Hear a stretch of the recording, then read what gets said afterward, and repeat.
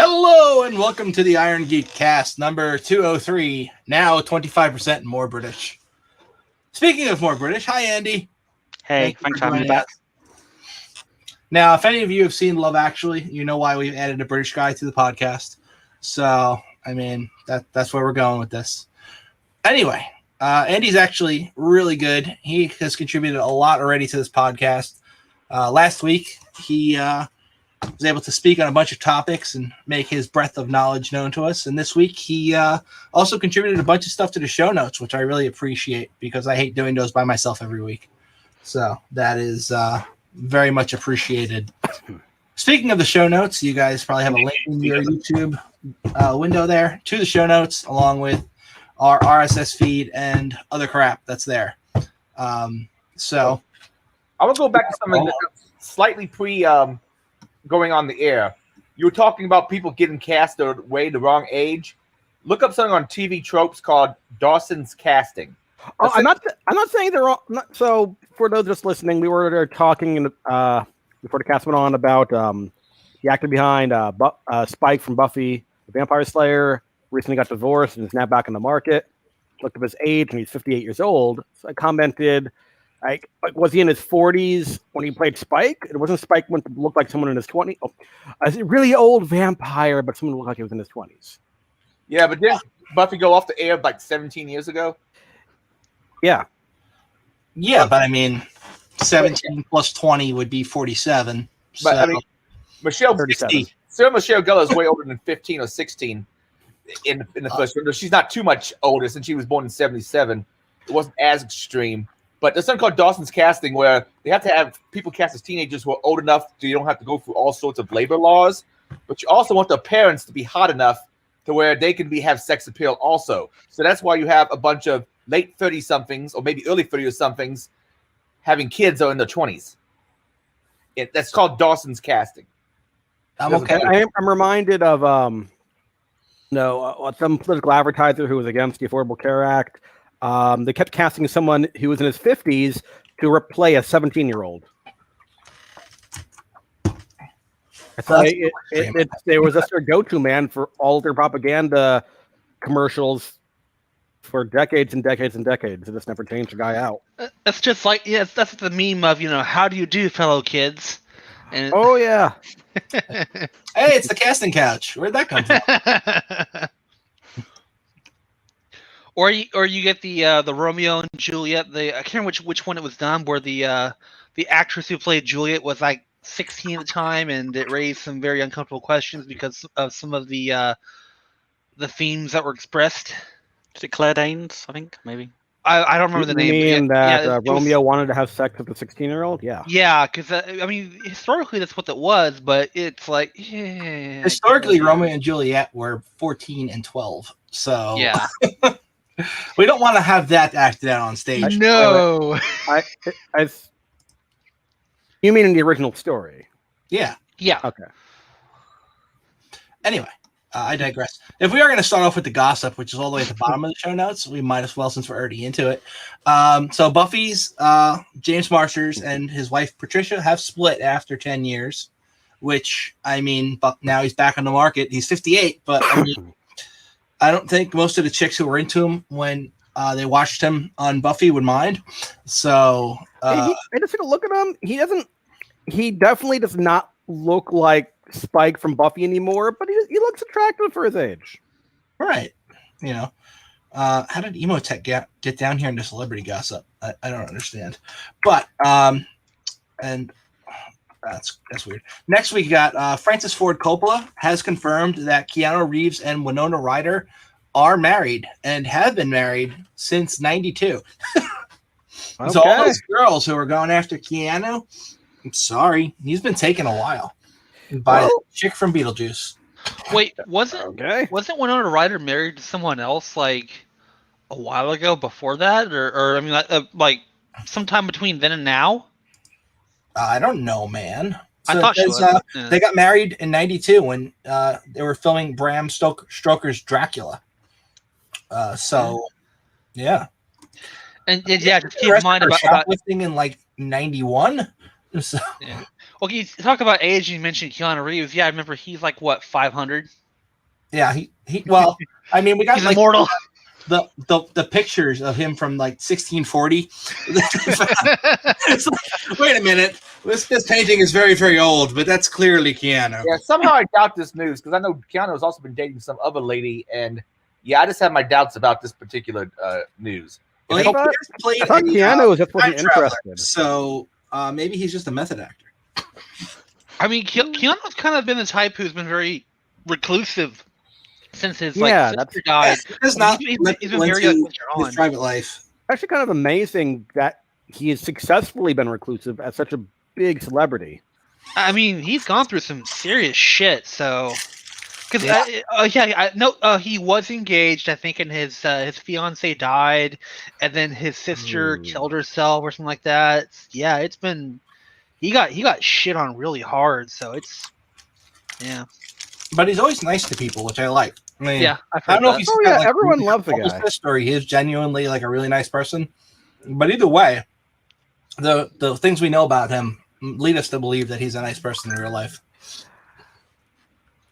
You know, not many people are able to keep up the act 24/7, and I don't think anyone is able to keep up the act 24/7 really. So I'm inclined to believe that some degree of his on-stage personality is his real personality. Yeah. I mean, he seems like it. So we don't know though.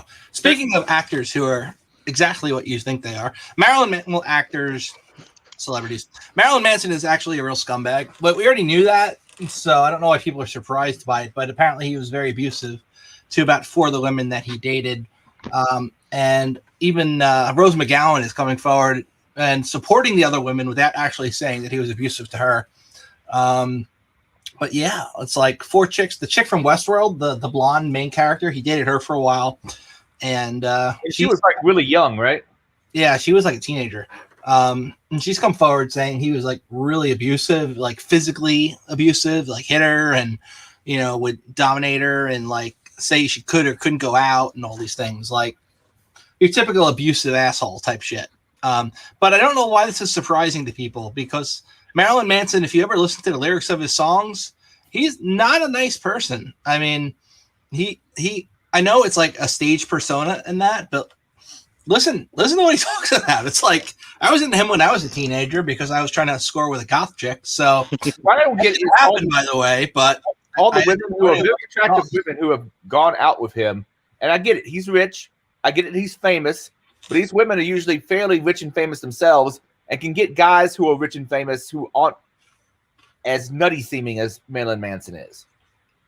Yeah, like he went out with Dita Von Teese and almost married her, right? Like, and I think he did marry her. Classic pinup. Yeah. So strange. And also Rose McGowan, who granted is batshit crazy, but was very pretty back in the 90s and is still pretty today. It's just the crazy bleeds through. Oh, yeah, she's a special kind of crazy, but I agree with you. She's very attractive. I especially like her butt chin. Those I like those. And I think the lady, Evelyn Rachel Wood, is that the name of the lady from Westworld? Yeah. Correct. You are correct, sir.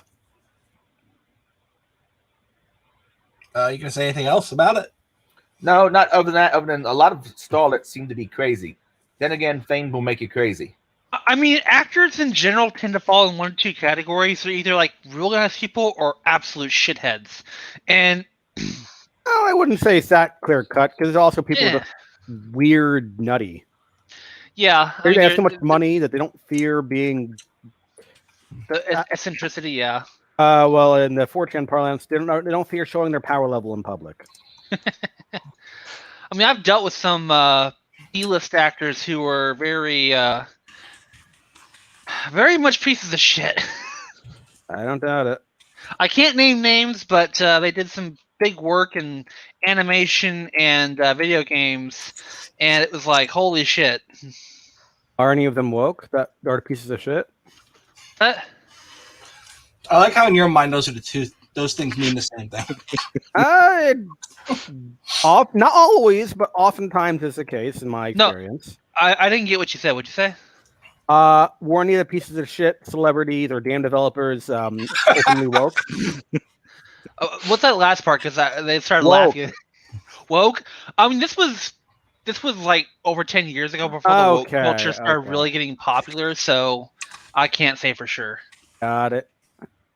I've noticed a trend where sociopaths that don't actually care one bit about woke use it as a shield for their behavior. Like, as long as they say the right language, they can be as monstrous to other people as they want to be. Let's see. Yeah. And they're not genuinely woke. They just know the right words to be able to get away with their shit.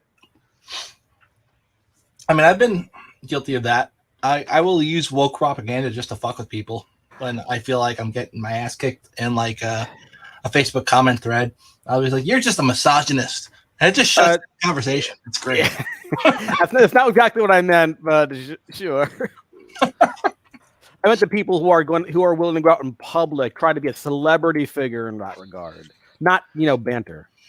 I had to look one up because I remember her talking to her. It's a her that narrows it down a lot. And yeah, she's still very active in the work.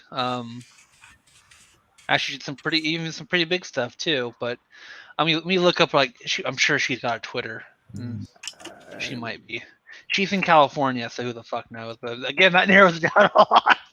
I mean, from 10 years ago, worked on big works. If she's a celebrity, then every gamer who really pays attention to see knows what you're talking about. Probably not. Okay. There's a lot of famous females. Actually, yeah, there is more than one. I mean, if you want to message me, I could. No, I don't. No. I as curious as I am, it's not really information I would take any action on. Yeah.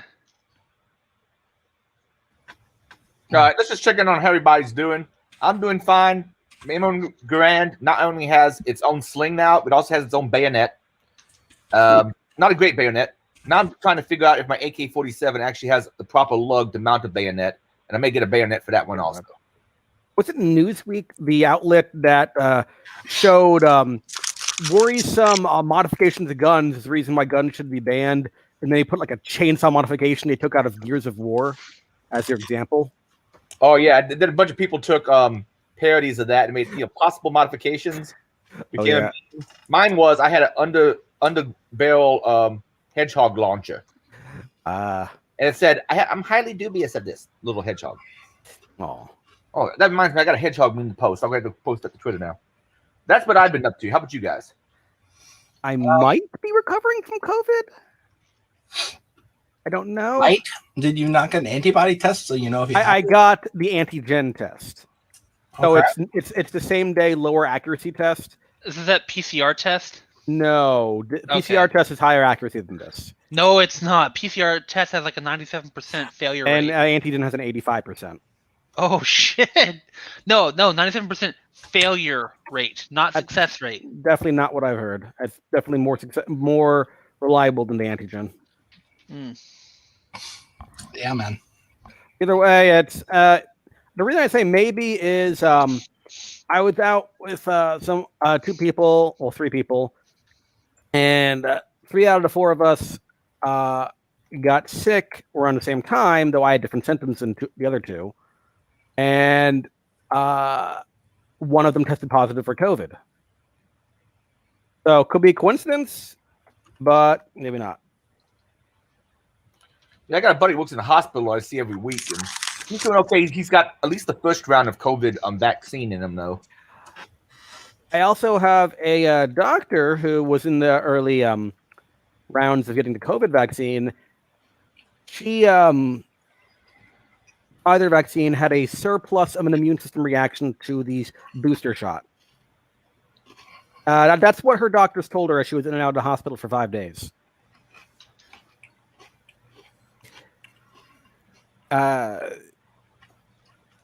What she told me was 4 hours after she got her, like she was fine for the first shot. Her arm just kind of hurt the day after.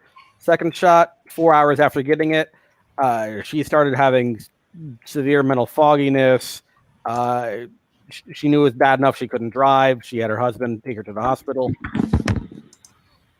And then she said she wasn't fully lucid for the next 5 days. Wow. That's what she told me. But either way, I'm still going to get the COVID vaccine. I'm just going to be extra. What's the right term? I'm going to pay attention, especially to any symptoms I may have for 4 hours after. They monitor you for 15 minutes after you have it. Yeah, that's for like the immediate reaction. See if you need an EpiPen. Yep. She did not have a traditional allergic reaction. Gotcha. Because it wasn't an allergy. Her immune system worked to get whatever was put into her the hell out of her as soon as possible. No resources spared. I mean, no resources held back. I understand. So, we got a good cast for everybody today. All two of you who are watching, and I think that's me and Adrian. So we're pretty much just talking to ourselves, but it's okay. Don't worry. People Also recorded, maybe for posterity for when someone tries to dox us in the future. It's fine. I've already been doxed a few times. Ironically, none of them were Will though. I'm that sabotage guy. I don't know a guy who's come at me because of the podcast yet. You have to be really, really bored to listen to all of this fucking podcast. To find there are really, really bored people out there. Yeah. See, if I were going after somebody, I would just get the what's it called? The notes from the podcast, not the show notes that I do, but the transcript that YouTube generates, and then I would just run it through some kind of thing that looks for keywords that are triggers for people, and then I tweet about what a horrible person you are for having said this out of context over and over again. Hey, it's Stupid Changeling Doll. Hi, Stupid Changeling Doll. I don't think I've met you before, but it's nice that you're here. All right, so we got one person. That's cool. Anyway, we're going to start off this cast. Now that we're done bullshitting, talking about SolarWinds stuff. And then we got some nice zero-day and malware stuff to talk about. And some general InfoSec and a new section I'm calling Stupidity and InfoSec, which... there's quite a bit this week. And then we got some non-InfoSec news that we've already covered, so should be good. Now, I know Andy put in a bunch of these articles, so if Andy, at any point you want to take one of these rather than having me go through it and bullshit that I actually read it, feel free. And the first article we've got is U.S. court system ditches electronic filing, goes to paper only for sensitive documents following the SolarWinds attack. That's not going to last. No, it's not. I mean, I understand the only reason they suggested this is because so many people work in the court system still spent the majority of their lives using paper. Probably accurate. And the report or the document that stated this said that it was for any documents that contain information that is likely to be of interest to the intelligence service of a foreign government. So, I mean, I guess we can pick, the Russians or the Chinese, right? They're the common, finger pointing exercises. Talking about a court system, it could be any government. Remember, our allies also spy on us. They do, but everybody spies on everybody. So yeah, it's like you have to. It's like allies can never take an ally or word. They have to verify, or rather, trust but verify. Trust but verify. I go by that saying in my relationships too. And the intelligence community verifies very actively. Right. So the article essentially goes through and talks about how, because of what happened in SolarWinds, and we don't want the Kremlin spies gaining access to our stuff. That stuff that's really, really sensitive. We essentially don't want that stuff to be easily found by them. So we're going to go back to paper records for that stuff, which I don't think is going to work, because at this point, what if somebody needs one of those paper records? You're going to send somebody down to a filing cabinet to go get it. Then you're going to scan it in, and then you're going to send it to them. So what the hell is the point? It's just going to be sent over fax. Yeah. It's also further down, it also says that they're going to scan these documents and they'll be uploaded to a computer that is not connected to any network. And then lawyers will then have to travel to the court to gain access to that computer, that one single computer. Like you say, this just isn't going to scale. And then you've got the COVID-19 thing going on at the same time. It just... So in my county, right, if you want to search for certain things like property records or a whole bunch of other crap, you actually have to go down to a government building that's got like a couple of computers that are around like Windows 2000 with they're networked into the no internet on them, but they're on the web, and they have access to these database programs. Right, lawyers are in there all the time looking shit up, and you can print off pages at like 25 cents a page. But like, also to screw with you, if you go to print off a page, it's got like a header page, so there's a page with one line, and then another page at the end. So one page costs you 75 cents. I'm reminded of during the whole NSA Snowden thing, terminal lawmakers on the Intelligence Committee, like Wyden, and there was one other lawmaker in the House, Bill Lofgren, mentioned that due to the way regulations were set at the time, their staffers were not allowed to look at any of the documents, and the lawmakers themselves, who had jurisdiction of the material, had to in person physically travel to a very specific site, and were not allowed to make any copies at all. We're not even allowed to take notes. They had to memorize everything of importance for what they looked at in order to do their job as a lawmaker governing the Intelligence Committee and community. Yeah, like don't discount the possibility of this being abused heavily by the courts, by prosecutors, by defenders saying, I'm sorry, defenders. Not defendants. Defendants. Sorry, defendants. We offer a chance for you to get the documents. If you can't afford to come to on the specific date to look at a computer, that's not our fault. Deal with it. Yeah, man. Deal with it. Like that meme with the sunglasses dropping. Yeah, that's our first little article we've got that I think is actually pretty interesting. You've muted yourself. Mm-hmm. Okay. There we go. Welcome back. Or not. You mute yourself again. Now you're back. All right. I was trying to get rid of whoever was doing the loop back. Yeah, it was you. It wasn't me. That's why I muted you and put in the group chat that I muted you. Oh, shit. Anyway, so what I was saying is it's interesting to see the reaction that the government has to being hacked, right?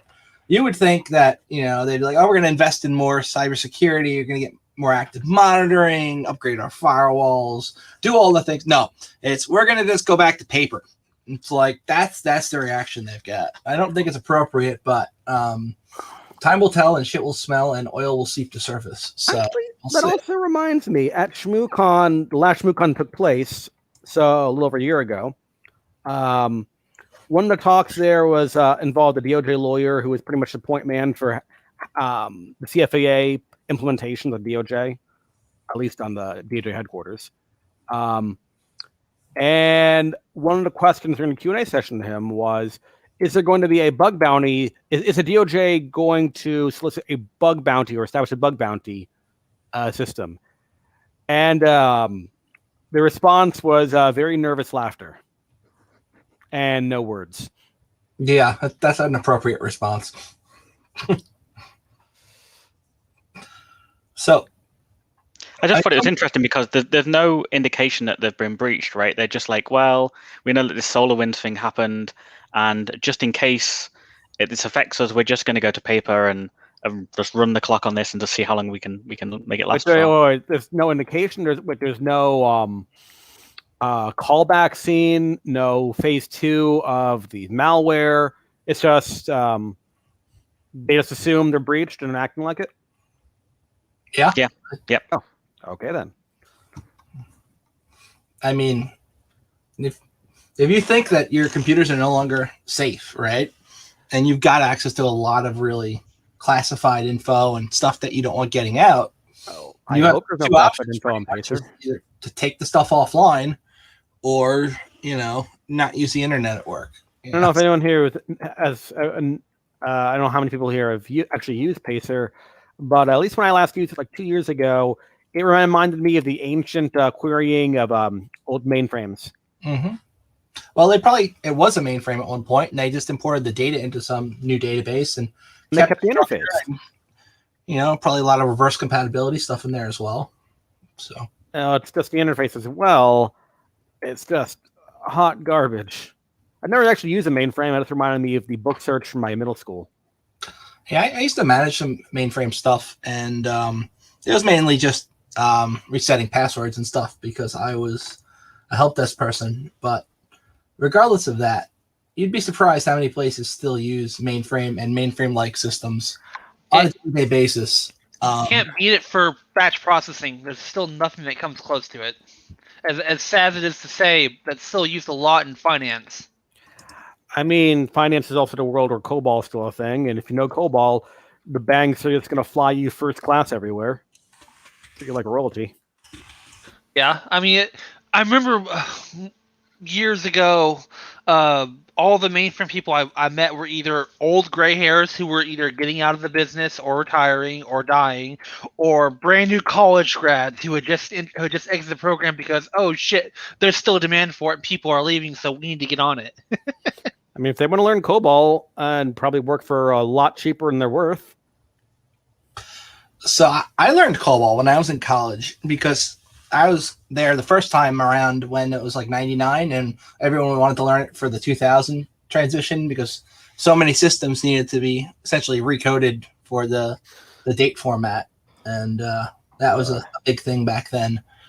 But I remember, like, I think there were 7 sections and like there was all this shit you had to go to in each program. There was no simple like 4-line Hello World program. It was like you had 7 sections. Each section had to have crap in it, and not a fun language. Anyway, moving forward, we've got the next article, which is 3 new severe vulnerabilities found in the SolarWinds software. So as we know, the SolarWinds software is crap. Didn't have like one from ancient.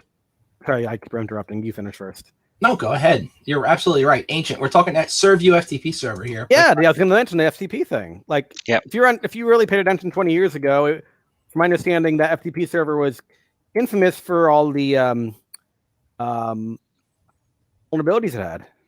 My favorite was the not even remote code execution, but it was just a simple path traversal vulnerability that was in there. That essentially, if somebody was running a server and maybe like sharing their wares, you could just keep going up, and you would be able to eventually like get to the root of their drive and then barrel back down to where you wanted to be, grab any file you wanted. It was fun, but this vulnerability we're talking about here, the ServU one, notwithstanding. I think like they still don't know exactly what happened with SolarWinds. There are a lot of people speculating about what happened because 2019 there was a vulnerability in their FTP server where essentially they had an account they gave out everywhere. It was on their GitHub. You could Google it, and it had write access to the folder that kept the software that was later distributed via the update client. So you could upload what you wanted in there. And then everybody who had access via their program updater, if you overrode certain files, it would just then download those files back to them, which was a stupid way to do updates. But they're not sure that was the real way they got in because they only got a year's worth of logs. So with a year's worth of logs, if they're in there more than a year, you don't know what the hell, how when they got in there, right? So, it also, if we're talking about state actors here, your logs, unless you have offline logs, you can assume they're credibly been tampered with. Now, I know it's an app, right? It's not just any app. That's probably Russia, right? A lot of people are messy, though. Even state actors. Like, wiping the logs is really, really messy. Modifying the logs can be a pain in the ass. You can do it, but is it worth it if you know they're not keeping them anyway? So... And also, maybe you don't care, right? I mean, maybe you don't care. You're not keeping them. There's nothing to modify. Yeah, if you've left such a clean trace, they can backtrack what you've done, but they can't find out who the fuck you are. Yeah, so mount the var log read writable at boot, says KVic. Yeah.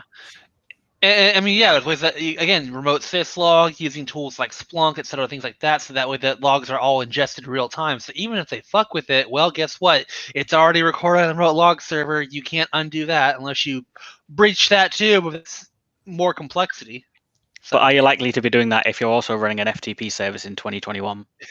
I mean, there's, again, a lot of places that still use FTP, again, Yeah. finance and healthcare. The latest They- version of Chrome Linux doesn't use support package that. repos. Yeah. Sorry, Trev, go ahead.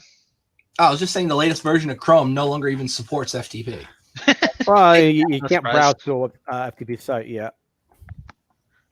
And if you try to go to one, I think it gives you a message letting you know that FTP is no longer a safe protocol and to not use it. I mean, they might as well just do that for HTTP. Well, they have the lock.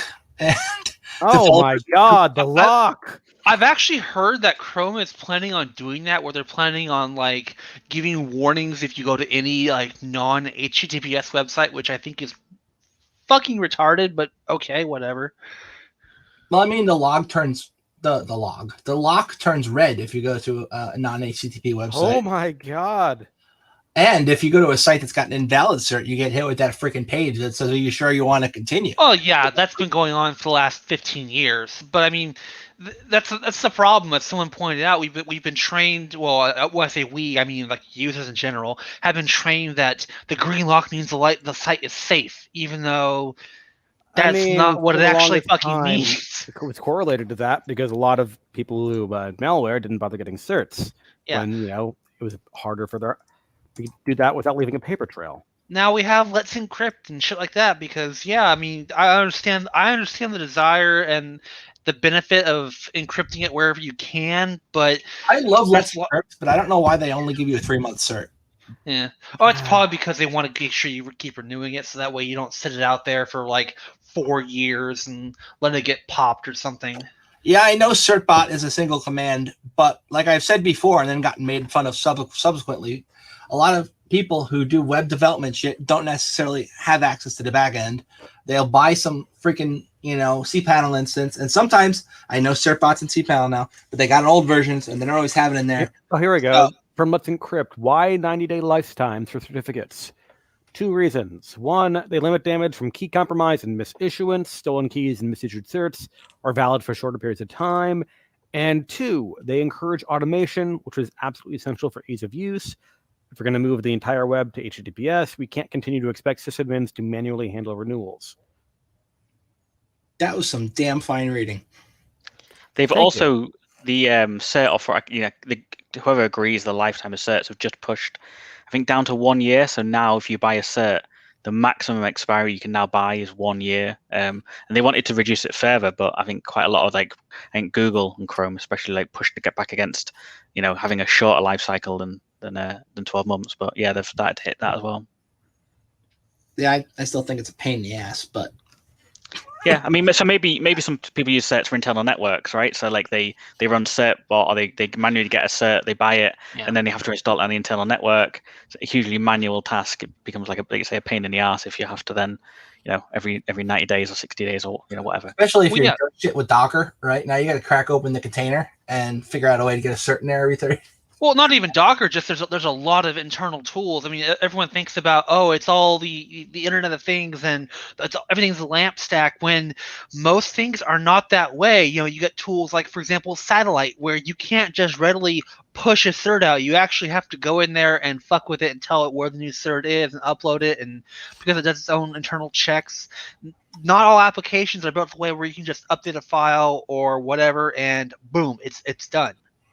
So I think most people who are pushing this have never really worked in a corporate environment. They've always worked in small mom and pop shops where everything is all lamp stack and you can easily stand it up and stand it down in a few minutes versus it requiring a lot of work to actually get going. Agreed. So moving forward, because we got a lot of crap in show notes to cover, although I do like this conversation.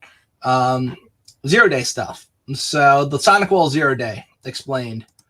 So this is funny because they were hacked using essentially a 0-day in their own products, which is really freaking embarrassing when you think about it. So like you make a SonicWall product, you make a firewall product and you use it yourself on your network and now there's a 0 day for it, and somebody uses that 0 day to breach your network and then steal your crap.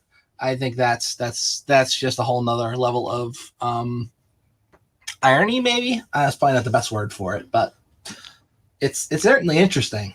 I mean, claps for like eating your own dog food and enjoying your own product, but also, once that becomes compromised, then maybe you become the victim of your own, product. Right. So the actual product that was used is their secure mobile access gateway, which is a VPN type thing, right?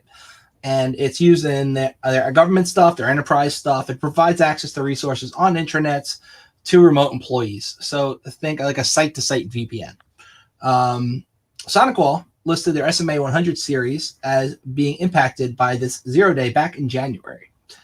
Now, NCC researchers then found the same 0 day, or maybe a new one, and they silently updated it January 23rd, listed a new advisory, talks about different devices that are affected by it, not just the 100 series, but it goes up to the 500 series and all the ones in between. So they had an advisory out about this.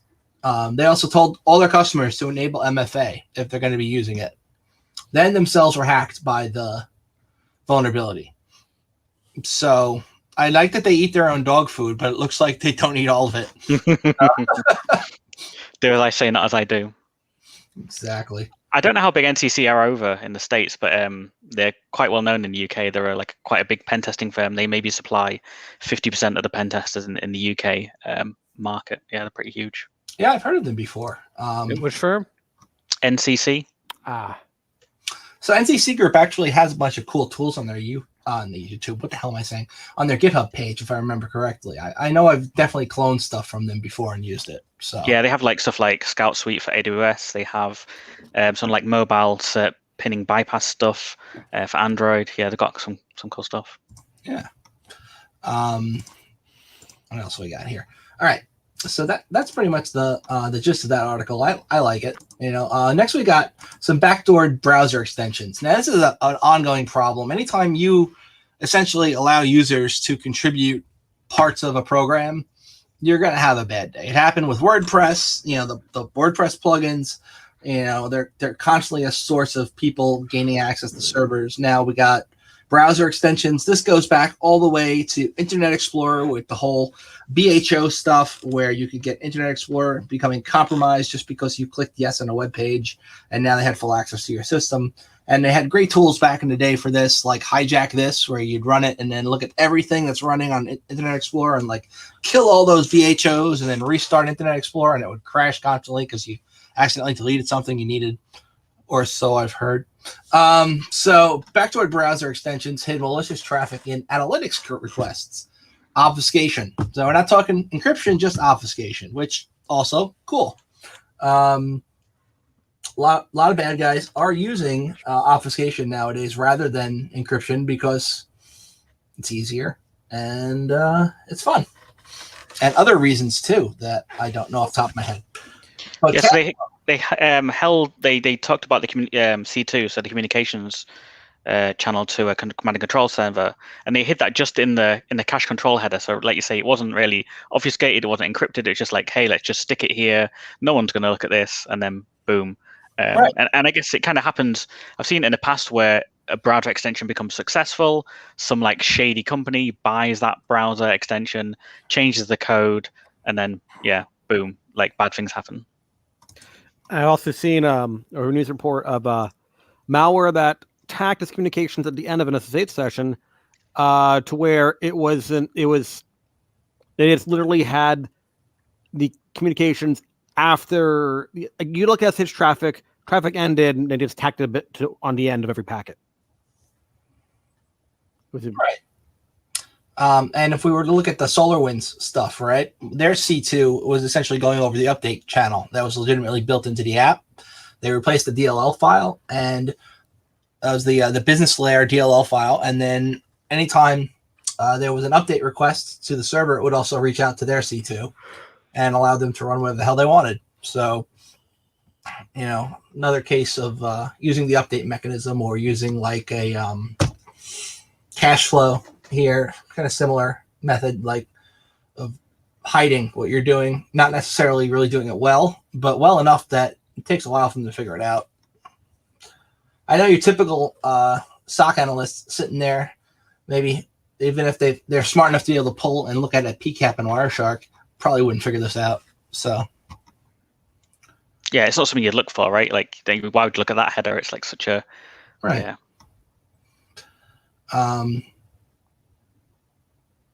Oh yeah, Chrome video downloader for Facebook was one of these, and I think I actually did have this extension at one point on one of my Chrome installs. So, speaking of craziness, this past week, and this is unrelated to what we're talking about now, I saw some strange traffic on my network because I run Security Onion, and I was actually playing with setting up a new minion locally and forwarding some stuff to a cloud-based manager node because I was testing out if that manager node would accept an incoming connection. And I was looking through what was getting uploaded, and I got really, really paranoid because I saw a bunch of stuff talking to known APT groups. And I was like, what the hell is this? Have I been popped? So, of course, shut down the computer, run to Micro Center, buy a new 2 terabyte hard drive, and pop it in, reinstall all the things, and then do the analysis, only to find out it was my private internet access VPN. And those were not apt groups. Those were just me being stupid and it reaching out to things, because that's kind of the way OpenVPN sometimes works. Even if you're not connected, it's now pinging those servers in your config files. And I didn't know that. Now I do. And now I've rebuilt everything, but it works. I don't know what source you use to look up your APT IPs. So I tried a bunch of different services. First, I tried like OTX because I figured there would be something in OTX about them. And then I tried, let's see, I got my screen here.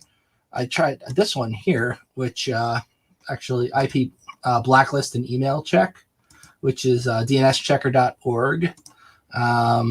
Eventually, I came across this sucker right here, which actually showed me what the hell I was looking for and figured out what it was. And I don't have my screen shared, so you can't see it, but there you go. So this was the one that actually told me what the hell it was. So I was like, I saw this IP in my log, I was freaking out. Security Onion classified it as Act Group 135. So I was like, holy shit, I'm popped. But then, after digging into it, this is literally just one of their endpoints that is in like Helsinki. So, or Russia, whatever. Yeah. Regardless, I felt pretty stupid. But on the bright side, things are running a little faster. It's a new install.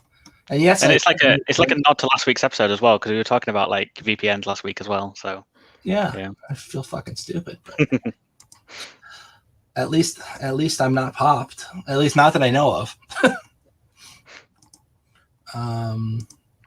Next we've got the libgcrypt stuff. So this is a library that's used in tons of products that call for cryptographic functions. So why don't you take this one since you put it in here? Yeah, so Travis O'Mandy, or Mandy, I guess, who works at Google Project Zero, like very well known. Look him up. I think Travis O is his name on Twitter. He like does a lot of research, like especially around some of the Microsoft products. And as soon as he tweets saying, "Hey, does anyone have a contact at this company?"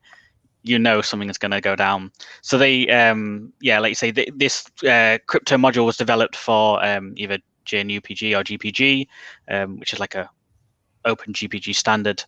And they found just problems everywhere, like a buffer overflow. So despite the fact that this is being used normally for, quite sensitive encryption, buffer overflow, just leaking data. So I'm not sure what if they ended. They said they could defeat ASLR, which is quite interesting using this. So I guess it's quite a complex attack, and they've said it was both on x86 and ARM, which I guess are getting more and more popular. I did not know that ARM had ASLR. That's interesting. Yeah, and they said it was trivial to exploit. You just need to get someone to decrypt a document that you send to them, and then that would run the exploit. So and Travis has got like if you can get them to decrypt something, so it's the user supplied input, right? And then they take that, they decrypt it. As they're decrypting it, you got RCE. Yep. It kind of reminds me of the stupid old zip bombs and the Yeah. the WinRAR stuff, where they would just put like a file in there that would extract to a different directory than the rest of it, and that would be like a hard-coded path to like your startup folder, and just drop an executable in there, and then when you reboot, it runs their shit. But you think you just downloaded this rares and it ran, and you didn't see anything in AV, so you're good. Yeah. There's tons of stupid tricks, but I like that. Essentially, RCE just through decrypting a payload. And a lot of products use this. It's not like this is a library that's not widespread. I mean, this is used in a lot of crap. There are probably examples in the article somewhere. It's in DNSSEC library, right? Yeah. So it's in. You can have more examples of stuff it's used in, but it's included in default by Fedora 34. He said it's interesting to say that the vulnerability was introduced in an effort to mitigate timing side channel attacks. So, like by them trying to mitigate one vulnerability, they've introduced something much worse, I guess, or much easier to exploit. Shitty patches. I think we actually have another article about shitty patches. Let's see if I can find it real quick. Nope, that ain't it. The comment at the bottom made me laugh, which says you'd think encryption software maintainers would be more enthusiastic about using encryption. I thought that was quite funny. I like that. Yeah, I know we did have another article that was about shitty patches. I hope I didn't accidentally delete it. But regardless, we'll come across it later, I guess. All right, go back to the top. So many freaking things in the show notes. You never get to the top. All right. So, and you actually put a link to Travis's Project Zero post, right? Yeah. So it's quite technical and worth a read if anyone's got that kind of mindset to be able to sit and read through some of Travis's stuff. Yeah. Cool stuff. All right. Next, we've got ransomware gangs are abusing VMware ESXi exploits to encrypt virtual hard disks. So, yeah, that's two different CVEs reported for this. It's being used in the wild. It's been in use since last October, but it's being now used by different ransomware groups, including the Ransom EXX ransomware. So if you run ESX in production, odds are you're not patching it very often. They do have a way of updating it with this is really stupid because I actually run it in production. I can't remember the hell how to do it, but you can download files and upload it. You can put them on like a thumb drive. I think there's a way to do it via the CLI, but I haven't done it. So yeah. Anyway, so yeah, I just thought it was interesting. It's been like they've got proof on Reddit and Twitter, and then again there was a security conference last month. I can't remember which one it was, when they talked about this being actively used in the wild. And it's not an attack vector that I've ever kind of come across that you're now really, what's that? Sorry, what's not an attack vector you've come across before? Where you're encrypting those hard drives, like virtual machine hard drives. Ah, yes. That's unique. Yeah. Yeah, well, I mean, a lot of places virtualize everything now. Even if they're not doing like the employee desktops, the important stuff is probably virtualized. So some ransomware out there takes advantage of TrueCrypt to just encrypt on the Windows system itself. Well, it injects a loader into the TrueCrypt. Sorry, not TrueCrypt. Sorry. What's the Windows? Not VeraCrypt. What's the BitLocker? My bad. BitLocker, yeah. BitLocker. Oh, yeah. BitLocker is like a poor man's VeraCrypt. It's built in, but the government knows how to get right through it. So, I mean, you have the automatic key escrow, courtesy of Microsoft. You can't really opt out. Oh, you're talking the update thing, where you essentially make it think it's doing a Windows update, and you just get access to all the things. Well, as law enforcement lobbyists constantly say publicly, that is the back door that software manufacturers such as Microsoft have into their products. So if they can do it, why can't law enforcement? Yeah. Clubzilla does it. And I bet you any amount of money that some software manufacturers have acquiesced rather than be the subject of further pressure from law enforcement officials. Bet you any amount of money. Yeah. So, agreed. Anyway, in the article they did show a link to somebody selling Babook Locker. This is definitely raid forums, and it's a variant that's targeting ESX. So you can buy this ransomware. I guess you have to pop the server rather than. It doesn't say if you have to have like root access on the server. If you already have that, then game over already. But I'm imagining if it can do like a sandbox escape type thing or a VM escape and then infect other machines, like that would be really neat. Doesn't go too much into detail about it though. So yeah, this is not even the right article, but anyway, cool stuff. And that sudo bug, the bug from last week. It also affects Macs, just so you know. And Solaris. Yeah. I mean, we kind of talked about on the show, right, that we thought it was going to affect Macs based on what else it was attacking. But I guess for some reason they've not confirmed it. Yeah. Nox Player also, Android app got malware in it.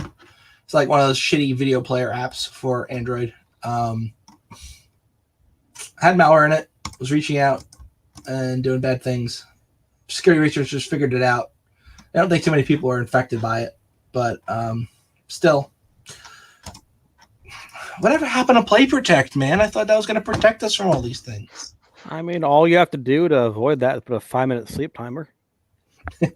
And literally, well, at least several years ago, it was they just scanned for 5 minutes, nothing happened. It's clean.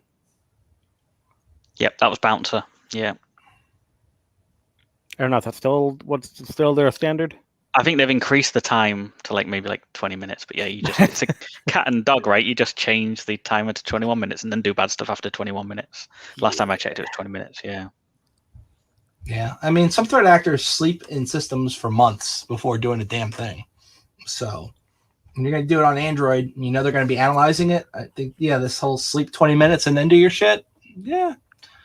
I mean, look, if I'm going to run some Windows executable and then upload it to Falcon Sandbox, right, and then look at what it does, if in that minute or two that it's running, I don't see shit happening, I would probably assume it's probably safe. But if they had a timer in there, let's stop it. 10 minutes now.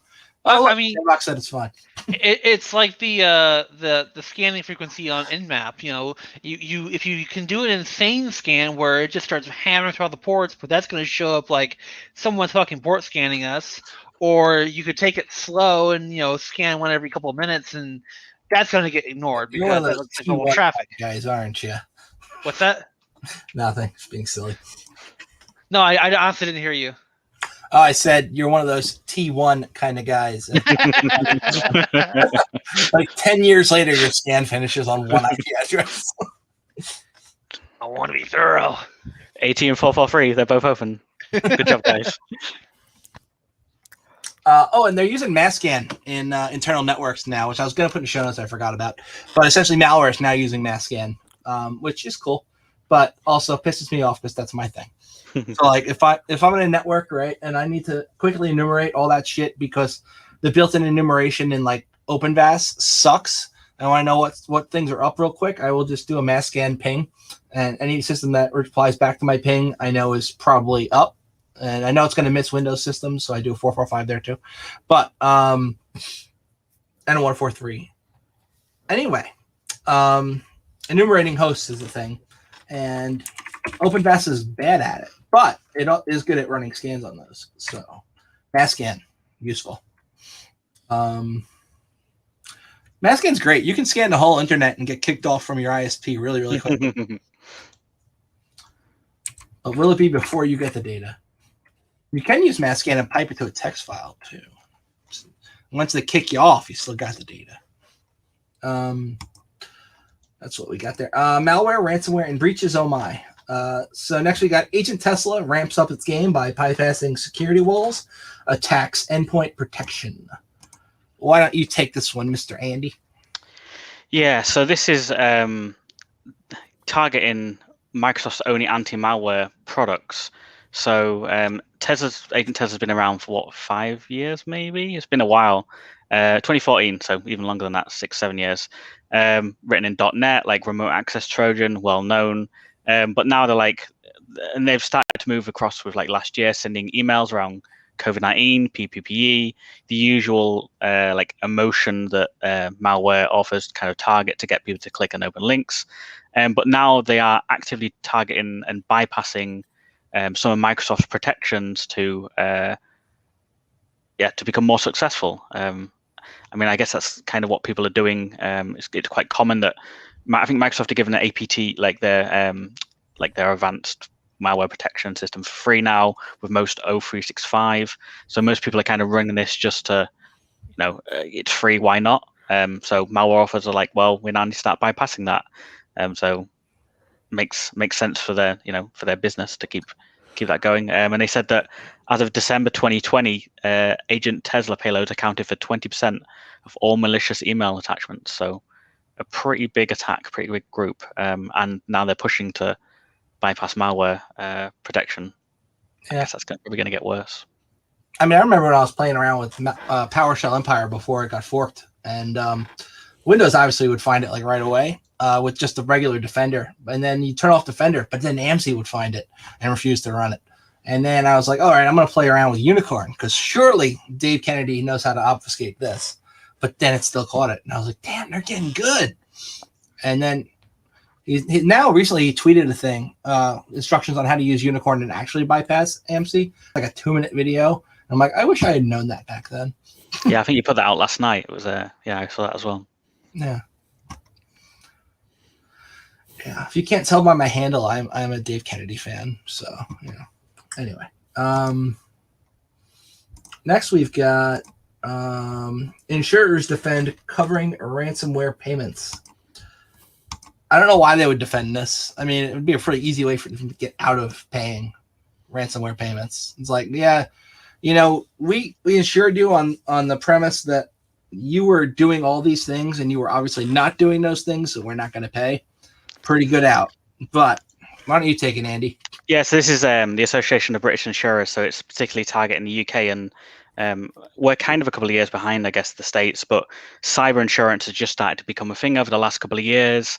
And we have like a government standard called, we have a government standard here where, so if you want to do cyber essentials, it's called, so you have to pass a very basic minimum self-assured standard that you have a firewall, that you have antivirus, and it's all like, hey, fill in this questionnaire and mark your own homework and send it to us, and we'll tell you whether you've passed or not. It's very, very basic stuff.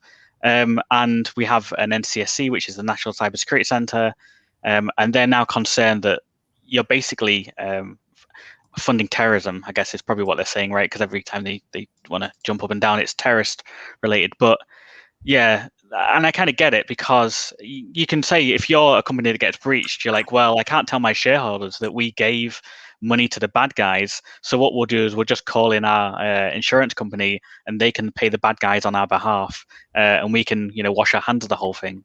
It's yeah, and I can kind of see both sides, because you kind of want your data back, but at the same time you are like, you wouldn't download a CD. I don't know if you guys have it in the States, but like you wouldn't download like a CD or like blah blah blah. We have these warnings at the start of like DVDs and videos, and you're kind of paying the bad guys off, and you shouldn't really negotiate with terrorists, I guess. But you wouldn't download a car. Yeah, I remember that one. I remember that parody. Yeah, I fucking would.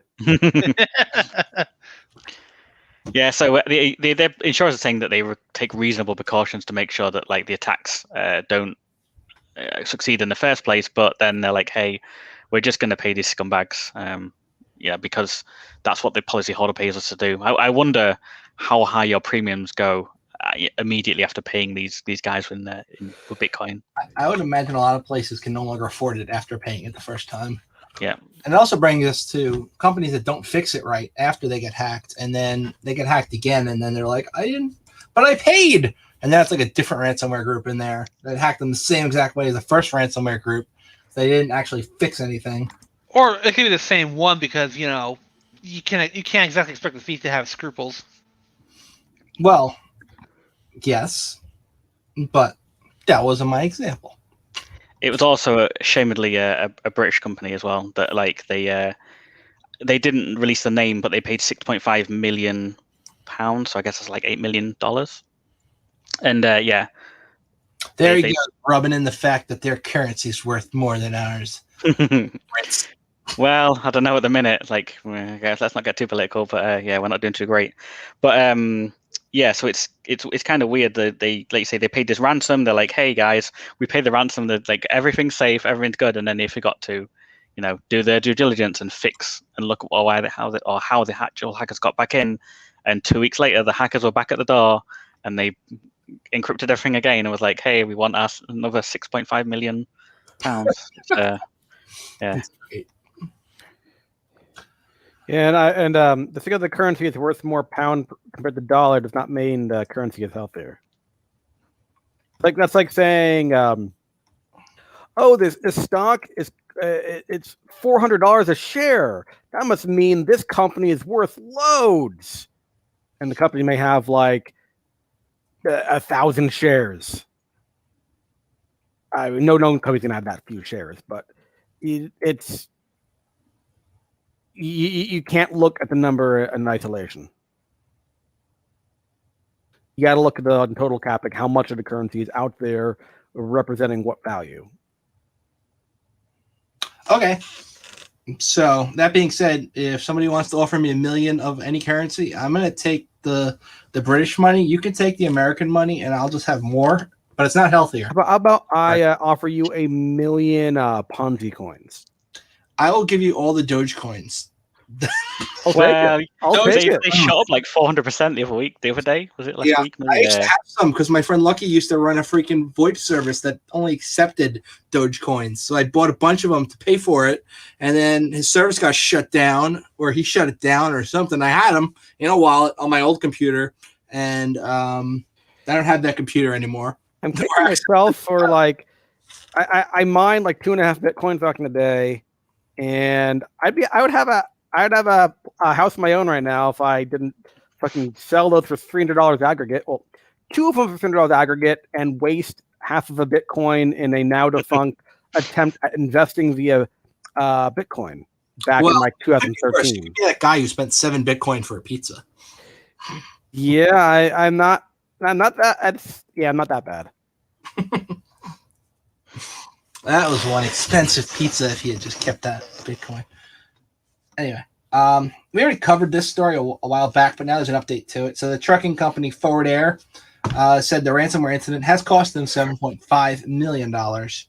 And that is not just like paying the ransomware group. That is recovering the downtime, recovering data, fixing however the hell they got in, all those things. So that's a pretty big price tag, which is probably why a lot of companies that get hit with ransomware don't survive more than a year after.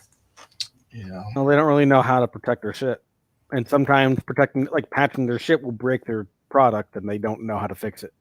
Right, especially even like the Chinese government. Like if they had patched it, they did patch their shit, and it broke Flash support. Flash is no longer, and then their railroads went down. And it's like patch management, great. Okay, now we're gonna have to release our own browser so that we can continue to have railroads that work because Flash. And let's pirate Flash while we're at it, and let everybody know we pirated Flash like it was a good thing. So Adobe can't sue us because we're a government. How do you pirate a free product? I'm not talking the Flash player. I'm talking Flash, the actual back end crap that you use to make shitty animations and put them on Newgrounds. That Flash. I don't know where they even cost as much in the way of money or any money. Yeah, Flash used to be used to be part of the Adobe suite that you would buy like Photoshop. I guess everyone was kind of pirated back in the day, so I just kind of assumed, it's free. Well, they made it a pain in the ass to pirate back in the day because you would actually have to call like an 800 number through your modem to pirate it. So people would set up their own freaking fake versions of it somehow, and you could call up their fake activation servers. And it was a whole big thing to back before it was easier to crack. You know, not that I know from experience or anything. It's fine. We got a big law firm that got hacked again. This time it was not their fault as much because it was a vendor. It's not like it was them, but still, I mean, not good. This was law's an interesting one. Every time I've looked at law firms, they just have really poor cybersecurity hygiene, and you think you're dealing with mergers and acquisitions and quite sensitive information, and they've never come out well of a pen test when I've looked at them. It's kind of a weird mentality. This is Goodwin Procter, and they're ranked number 22 in the AM Law 100, whatever the hell that is. I guess it's like the Fortune 500 for top 100 law firms. But they are now dealing with a cybersecurity issue, a breach. One of their vendors that they used for large file transfers was hacked. So this is like not even their internal systems hacked. But I guess anytime they want to send like a PDF or something to somebody who's got a mail server that is not accepting big files, and they don't know how to compress PDFs because they're just scanning in paper documents into PDF files, and it's like JPEGs mashed together, and like 140 meg PDF file for 10 pages, and they're sending these out with using some third-party service like a Dropbox type thing. Well, they got popped, and now they're dealing with the fallout of that. So always fun. It's a never-ending shit show in InfoSec of people doing stupid things. That should have been in the stupid people thing area. New malware hijinks. Hijinks? That's the wrong word. Hijacks Kubernetes clusters to mine Monero. Yeah. Adrian, don't you know somebody who works in Kubernetes security? Works in what? Nothing? This is funny because everyone that everyone that I know is like in that DevSecOps world keeps screaming about Kubernetes and how it's like the next best thing, and everyone's deploying it without having a real security understanding of what's going on. They deploy it by default with like weak credentials. They don't change the config, and then surprise, surprise, this happens. I guess it's like the shiniest thing in the room, like bullshit bingo. And everyone, it needs AI, ML. And also Kubernetes and next generation, and yeah. So they gained access initially by targeting a misconfigured Kubelet was a remote code execution attack that gave them anonymous access. I've never heard of Kubelet. I can't pronounce these words. There's too many stupid words. A Kubelet maintains a set of pods on a local system. Why can't we just go back to VM terminology so we understand what the fuck we're talking about? Within a Kubernetes cluster, the Kubelet functions as a local agent that watches for pod specs via the Kubernetes API server. So that would be the equivalent of a hypervisor, I'd imagine. Yeah, they kind of call it like a backplane, I guess. Everyone's got their own terms for shit. Like I liked the Docker for a while. I thought Docker was cool, and everyone's moving over to Kubernetes. But people are idiots with Docker too, just leaving the API exposed to the internet. Like that was a good idea. Like, let anybody run code on my system. Anyway, that's your favorite tool, Masscan there, right? I love Masscan. They're using Masscan internal port scanner to then scan Kubernetes internal network and find out other unsecured Kubelets. And then they attempt to deploy a malicious crypto mining script, xmr.sh, to containers managed by them. And the attackers have collected 11 XMR. That's about $1,500, which is really not the world's biggest payload for the amount of effort necessary to do this, but better than nothing. And I assume if they've got a Masscan integration, they can probably use that same functionality, then scan from that container, just looking on the internet to find other ones. I don't know if they're doing that or not. It seems like they're only using it on the local host, but still. It's got some malware capabilities built in. It harbors multiple new capabilities. It's more stealthy and more persistent. I don't know how stealthy it is running an XMR.sh script on a Linux box, but I guess that's somehow stealthy. Maybe she delete the history file. Yeah. They're also using library injection techniques and yada yada yada yada yada. It's yep. They're also targeting AWS. The article goes on, but I'm not that interested, and I'm going to move on to the next one. Anybody have anything they want to add? Nope. Nope. All right. I got TrickBot. TrickBot is continuing a resurgence with a port scanning module. Now, I thought, if I remember correctly, Microsoft announced that they killed TrickBot twice. And we syncholed their DNS. We did this. We did. How is it still around? I thought it was gone. That's a sarcastic. I thought it was gone. If you didn't catch that. And of course, look, they're using Masscan. Today's title should have been Masscan is now in everything. I should change it, but it's too late now. Yeah, they're using Masscan in their stuff, just like the other tool we just talked about. Anyway, this is like the author of Masscan is probably not what he intended this tool for. The author of Masscan just complains how Microsoft keeps removing his own program from his system, or keeps flagging it. Robert Graham's the one who made Masscan. He just casually complains about how Microsoft keeps flagging his own software at him. The Nmap guy was complaining about that too. He was complaining that Microsoft Chrome was killing Nmap downloads. He was saying it was malicious software because of the version of Netcat that was in there. Yeah. And if you don't know, TrickBot's often used to then later deploy Ryuk. And if you also don't know, Ryuk really likes apples. Moving on. Next article we've got is the female escort review site data breach affects 470,000 members. Now, I wonder how many people were dumb enough to use the work email address. Because people... a lot.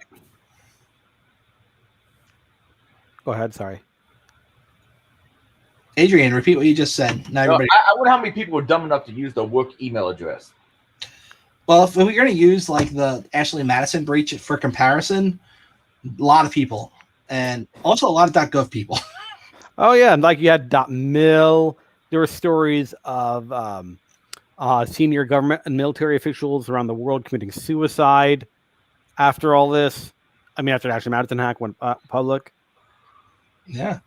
This site was actually called escortreviews.com, which I don't know how the fuck they got around all the laws against running this kind of a site, but they apparently did. I'm more surprised that other sites like the hell's it called? I think it's called Skip something, but they're around and they will let people just go buy hose online. I'm sure there's also a lot of catfishing going on there and getting people's personal info. But Escort Reviews is an adult online V-Bulletin forum. V-Bulletin. V-Bulletin. At least it's not PHPBB, though. It allowed U.S. and Mexican-based escorts to promote their services, share profile pictures, contact info, and biographies to prospective clients. Clients could then post reviews about their experience with a particular escort. How is this site legal? How? Anyway, they had a data breach, and people they've posted the stolen database along with the field names. So if you want to import it into Elasticstack or something, could be easily done. Just saying, if you wanted to search through it for some reason. Yep. And you can grab this. This looks also like raid forums, if memory serves. I bet you could probably find it in a few minutes if you looked for it. Yeah, so it's got name, email, MD5 hashed passwords. That should be fairly easy to crack. Help me here. Is MD5 easily cracked with Hashcat? Yeah, Yes. it's fixed length output. You can just run a rainbow table against it, and you'll probably find half the stuff as well. Nice. And GPUs are so powerful these days. You're going to be able to crack quite a lot.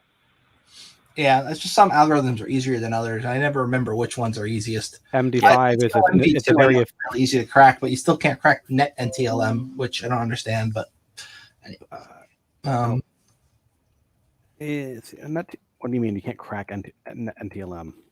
What? LM? Net NTLM, yeah. There's plenty of it's plenty of brute forcing tools there.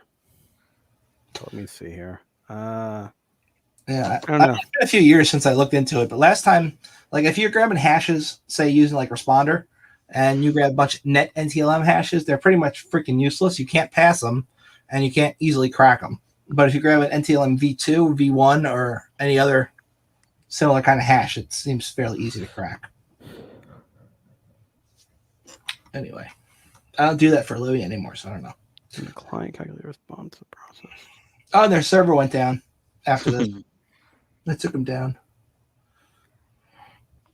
There you go. There's information about suicide there as well. One version of NTLM is MD4.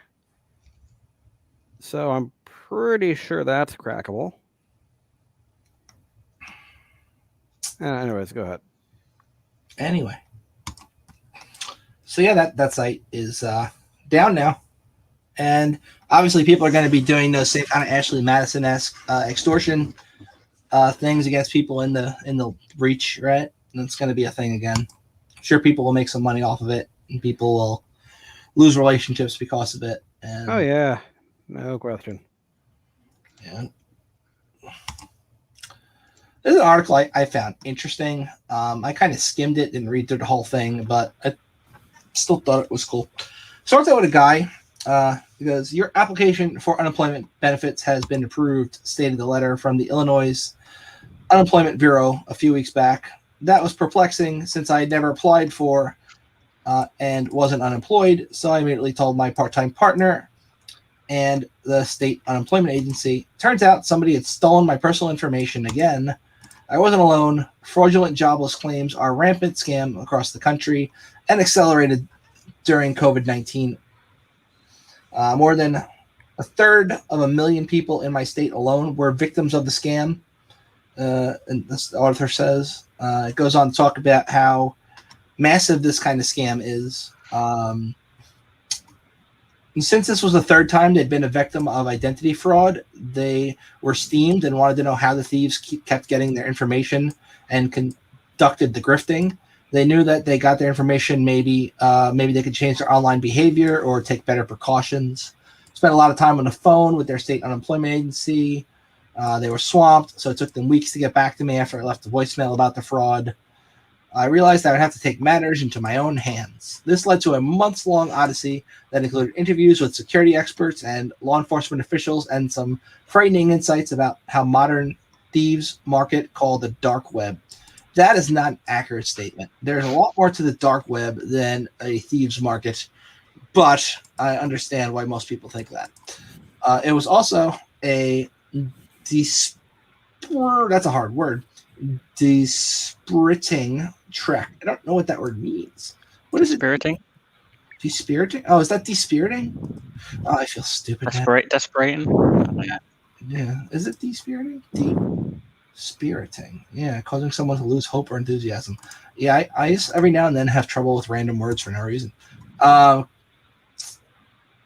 Anyway, they don't consider themselves an easy mark, and they are not an expert on cybersecurity. They claim that they take every precaution. Their credit files with all major reporting firms have been frozen over a year. They use a search engine that doesn't track or store queries, and they regularly sweep their computer for viruses. So, like, how does it keep happening to me, right? Data breaches, yada, yada, yada. A lot of boring stuff in the article. Let's skip the meat. Anything good?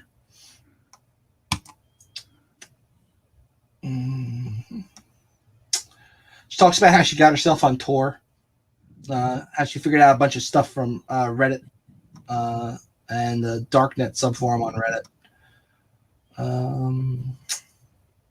talks about people selling identities for Bitcoin and people selling VPN services. And I really should have read the rest of this article before trying to read it for the show notes. She searched "Have I Been Pwned" to see where she'd been breached. She found out she was hit in the 2014 Forbes breach. And, yep, she was disappointed and didn't figure it out. A week later, she got a letter from the state with a debit card and her first week's benefits that arrived in the mail. She shredded it. It seems odd people go through the trouble of stealing your identity to then send you a credit card that only you can use. But maybe they did try to send it to another address and got shut down. Yeah. So this article is not as interesting as I thought it was. So pretend I never read it. We're going to move on to the next one. If you don't know, or you're living under a rock, Red Hat decided to kill support for CentOS. CentOS is pretty cool. It's pretty much Red Hat with a lot of the enterprise stuff stripped out. If you know how to run CentOS, you can pretty much do the same stuff in Red Hat. And Security Onion 1604 runs on CentOS 7, which and a lot of VPN providers still, not VPN, VPS providers still have CentOS-based distros as the default. So it's pretty popular. Anyway, their parent company, Red Hat, decided they were going to end CentOS Stream, which essentially means people who are using the current version of CentOS, which is 8, if memory serves, are going to be losing support soon. And courtesy of IBM. Yeah. And a company had long made, and I don't know what this word is either. Man, my eponymous. Fuck. Yeah, read that word for me. Eponymous. Yep. Red Hat clone for multi-tenant web and server hosting companies, and they said we're going to make our own CentOS clone called Alma Linux, and it's now available as a beta. That's what every enterprise wants, is to be running their stuff on beta software. That's where I was going to go. Like, CentOS has been around for years. It's trusted. Like, if you're running like something like finance, like, you don't want to be running like bleeding edge software. Right. And I guess, like, I think I read, I mean, it could be wrong, but CentOS 7 has longer support than CentOS 8 now because they killed CentOS 8 quite quickly. Whereas CentOS 7 is going to get like a longer. I mean, maybe I misread that, but no, I think you're right. I remember hearing about that. Also, with CentOS 7, I think they changed the default package manager between the two. Also, like, you use Yum in CentOS 7, and 8 had something different where you could still use Yum, but they were encouraging you to use the new one. And like, there were some changes. They enabled some SE Linux features that were not available on 7 as well to make it a little more secure and a bunch of other shit. So, anyway, yeah, this is a question I've been asked quite a lot this week. Is that where do we turn? Like, and yeah, like, if you want a production ready instance like version of Red Hat, and you're having to get rid of CentOS, where do you turn? I mean, Oracle is one, but I mean, that means giving money to Oracle. Well, I know it's free, but you're still paying the Oracle daemon. Yeah.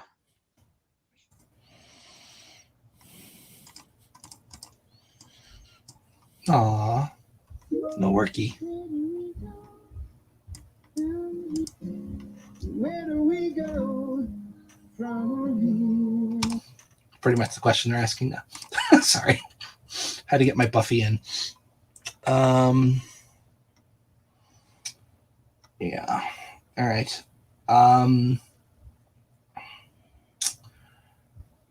Yeah, so they're trying to appeal to a wide variety of people. They want them to migrate over to their CentOS clone.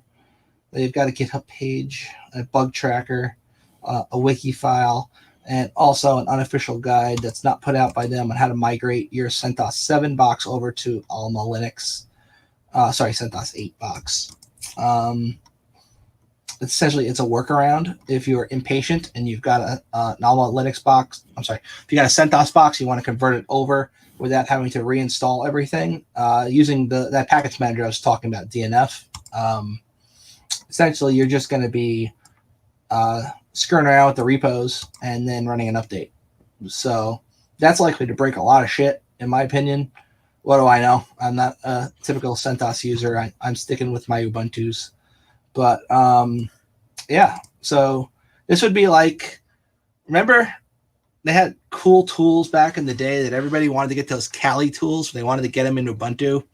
And so they'd put the Kali repo in Ubuntu and then do a system update and break everything. That's how I see this going, essentially. just from my thought process. Do not run this in production. Right. And if you are, at least clone the box first or snapshot it or something so if shit breaks, you can roll back, Anyway, I certainly wouldn't run this in production just yet. And that's a valid point you put out there, Andy. Krebs is reporting on Valid CC being shut down. They were a payment card bazaar and a looter of e-commerce sites. Essentially, if you were one of those mage cart scammers and you got a bunch of credit cards and you wanted to sell them somewhere, this was one of those places you could go. It had like regular interface type you'd expect. Look, left-hand side, we've got, credit cards, dumps, bin checker. That is pretty much the equivalent online of that Credit Master 4 program you could have had back in the day if you were creating fake AOL accounts with credit cards. That fake credit cards. They got dumps, like these are the dumps that you bought access to over here, I'd imagine. You add balance to your account. Very, very imagine if imagine instead of getting shut down if they had gotten breached. That'd be like a meta breach right there, a breach of breaches. That'd be pretty cool. Anyway. It'd be like some kind of firewall company getting breached using their own firewalls, right? That'd be a pretty good example. That would never happen. Never. I'm reminded of that diagram where to protect against all the nation states just have 4 different firewalls. I think I have a Palo Alto, a Cisco. Just as a note here, and not at all because my brother is a sales engineer at Palo Alto, but Palo Alto did not get breached. They had an incident and they caught that incident. And none of their clients, nor were they breached. No, you misunderstand. The state mandated malware is a joke, but yes. Oh, sorry, I misunderstood your joke. No, it was not my joke. It's a meme thing going around. I'm using the link to it. It's protect yourself against backdoors. Oh, gotcha. You just have firewalls from vendors from 4 different nations. Just so other nations' firewalls protect against, from the Chinese backdoor, from the Russian backdoor, from the U.S. backdoor, from the Brazilian backdoor. Friends actually was running one of those Chinese switches that there were 0 days out for, and I told him, I was asking him about his network, and he told me the brand of switch, and I was like, wait a minute. And I pulled up the article from the show notes, and I'm like, you do realize there's a 0 day for that, right? And he's like, yeah, but it's not exposed to the internet, so I'm fine. And I linked into that other article about NAT slipstreaming, and that scared the shit out of him, which was fun. NAT slipstreaming is really cool. I don't understand how the hell it works. Sammy Kamkar does, but he's a lot smarter than me, so that's cool. All right. So anyway, this site is now gone. Their servers have been seized. They are offline. No raid video? No raid video this time. The one from last week was pretty fun.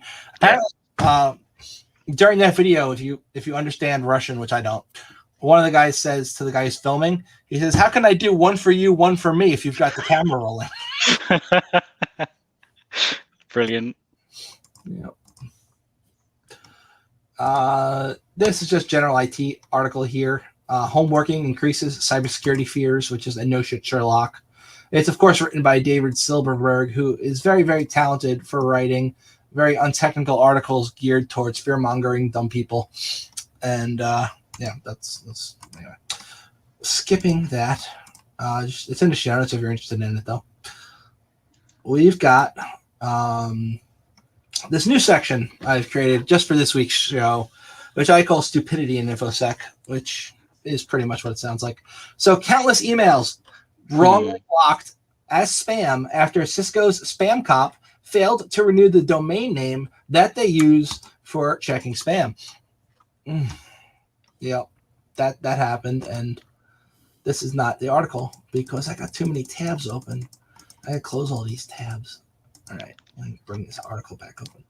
Yeah, so over the weekend they were supposed to renew the domain that checks for spam. So what happens is that your agent does a lookup of the DNS dot the Cisco domain, .com or whatever, send a spam cop or .net, and because they forgot to renew it, it went to a park service. So every DNS resolved, which meant that everything that was checked by users of this service came back as spam.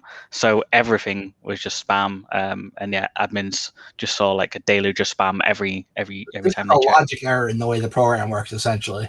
Yeah, there's no fail open, right? Like it's yeah. I like when doors are fail closed. That's always fun. The fire doors fail closed. That makes sense. All right. Why insider Zoom bombs are so hard to stop? This article, if you are any like even a little into computers, you should understand why this is hard to stop.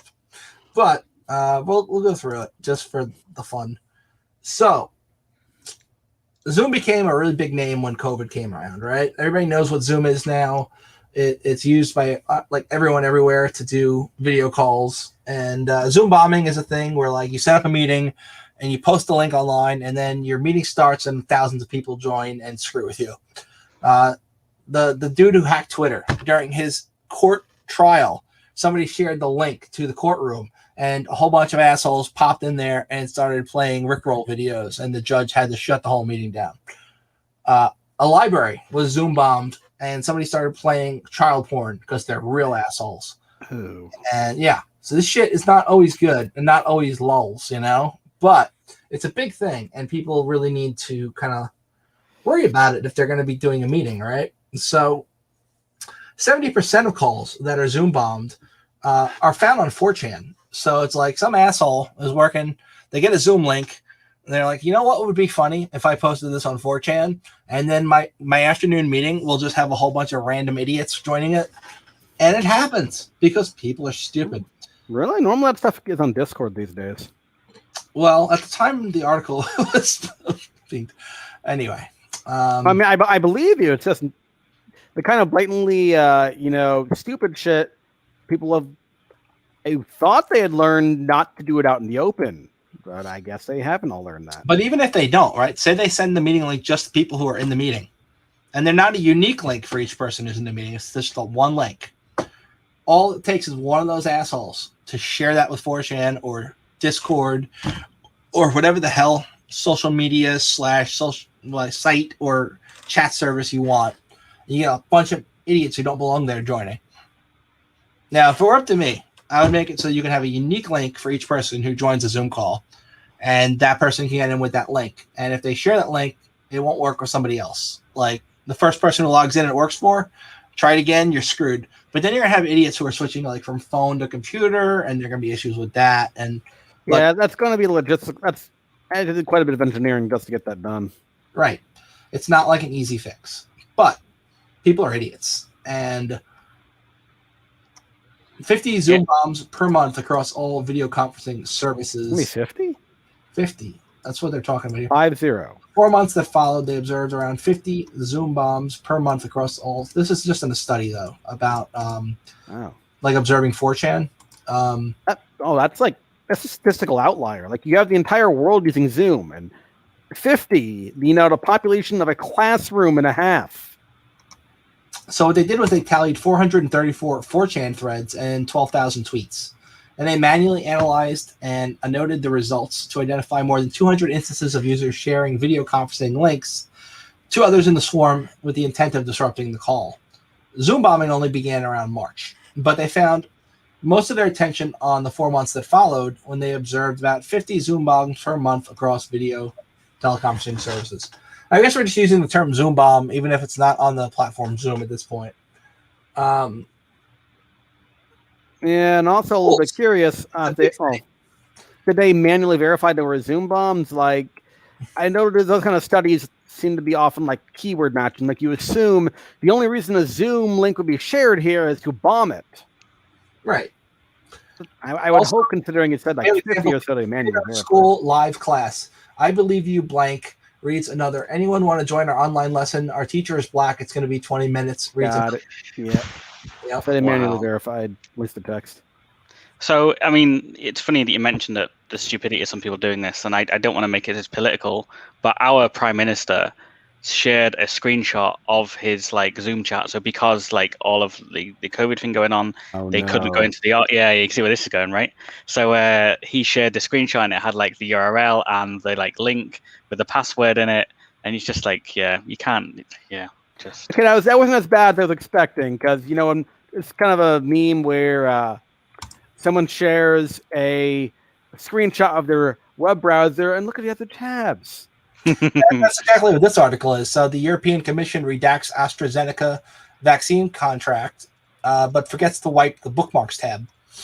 So essentially, same kind of shit, right? Somebody's sharing a screen, and yeah, they redacted all the stuff in the document they sent, but then left the link that anybody could use to then get the unredacted document visible. So it says the receiving party shall treat all confidential information as secret and confidential and shall not use or disclose to any third party confidential information, yada, yada, yada. What's the consequence of this shit? For this, Yeah. I don't know. It's the EU, so I guess this would more be, well, it won't be his because they're not in the EU. But you're over there. Why don't you take it? Nothing, unfortunately. I can't see that any confidential data has been leaked. Otherwise, that would fall under. We have a system called GDPR here, which is like a EU directive to protect data. So, yeah, I just think maybe finger wagging. I can't see anyone actually being told off to do. To do this, it'd just be like well, you shouldn't have done that finger wagging exercise, and then we'll just move on to the next shit show. Yeah. But it's just like stupid, right? It's just like it's under this section because like why redact a PDF and then send a link to the unredacted PDF? Just yeah. Next we got Microsoft Defender killing Chrome download. Well, Chrome because the Chrome update they thought was a backdoor. That's technically. Yep. So Microsoft app. The commercial version of the ubiquitous Defender and Microsoft's top enterprise security solution are having a pretty bad day because they've been labeling Chrome browser updates as a backdoor Trojan.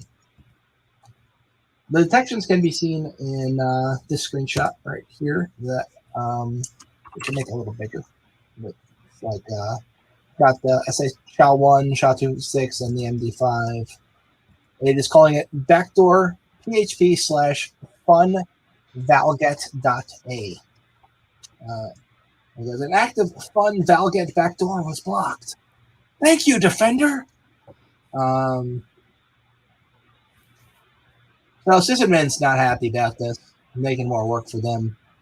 A lot of people in enterprise environments were shitting their pants, seeing a whole bunch of these alerts pop up, right? And they're waiting a formal statement from Microsoft to confirm the detection's a false positive and not an actual threat.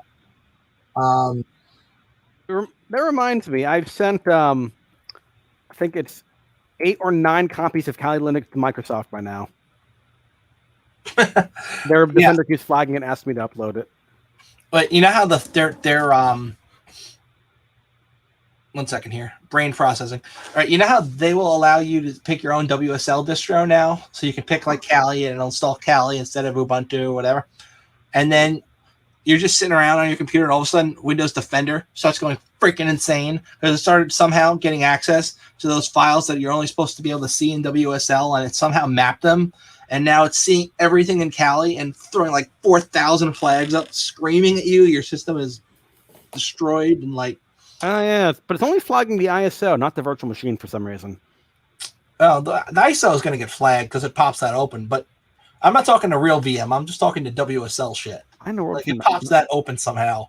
and then it has these weird like volume shadow copy names to it, and it's like this exists, and it's like listing every freaking thing in exploit DB, and it's like every one of those Python and Ruby files and whatever's there. It's just like, you are so done. Well, And for then, me, if you're an idiot and you tell it to automatically delete anything it finds, now your system is just deleting everything into your WSL.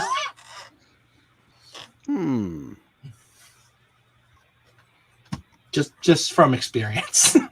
Yeah. And pain and anger. For me, it says found 2,300 vulnerabilities. Can you take action on these 3?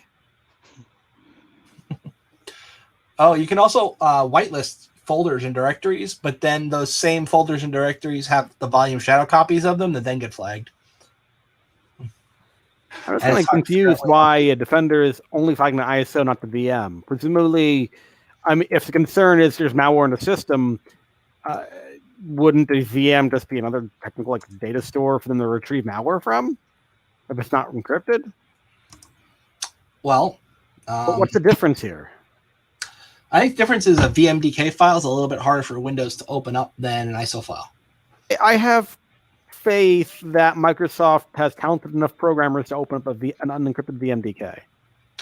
I'm sure that they do, but do they want to is the question. If they're running, like say you're running their shitty hypervisor instead of something good like ESX, right? And you've got their shit. Do you want your antivirus on the host machine killing stuff that's on those VMs? I'm on the flip side. You have malware in your system. If all they need to do to avoid it is to run a virtual machine, avoid Defenders put their malware in a virtual machine, then...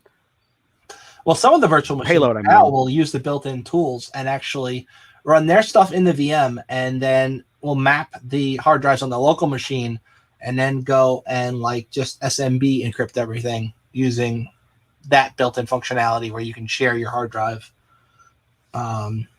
Essentially, you're doing an SMB over localhost and then encrypting everything on your own machine through the VM, which, while is not probably as fast, is also really stupid, but it's not likely going to get as detected as easily. Imho. Yeah.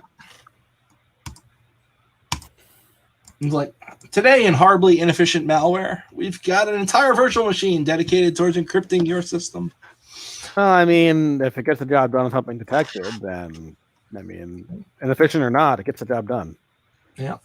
The funniest example I saw of malware detecting that it was inside a virtual machine was count the name and the number of browsers installed on a Windows machine. And if it's one and that browser was Internet Explorer, you're probably in a virtual machine because no one uses Internet Explorer. I thought that was particularly brilliant. Yeah, there are a lot of good like number of cores too, because a lot of people that are running these sandboxes, they don't want to dedicate 4 cores to that shit. 1 core, bare minimum VM. If you're running like less than 4 gigs of memory now in a modern day computer, you're probably interested in whatever the hell it has anyway, so you might as well exit. You know, some cool tricks they use. If your hard drive is less than 250 gig, it's another one. You know, it's like, why would somebody have such a small hard drive nowadays? So a lot of laptop SSDs are 250 gig. Right. So that would be the baseline. So less than that is less than. Yeah, I don't. Machine. An older SSD has 120. Yeah, I don't know any systems of the only hard drive being that small. Yeah, I mean, if you have like a really old computer, like, you know, if you want to say it's a really old computer, you could say maybe 120. But if you've only got, 40, 50 gigs on there, okay, something's to fuck up.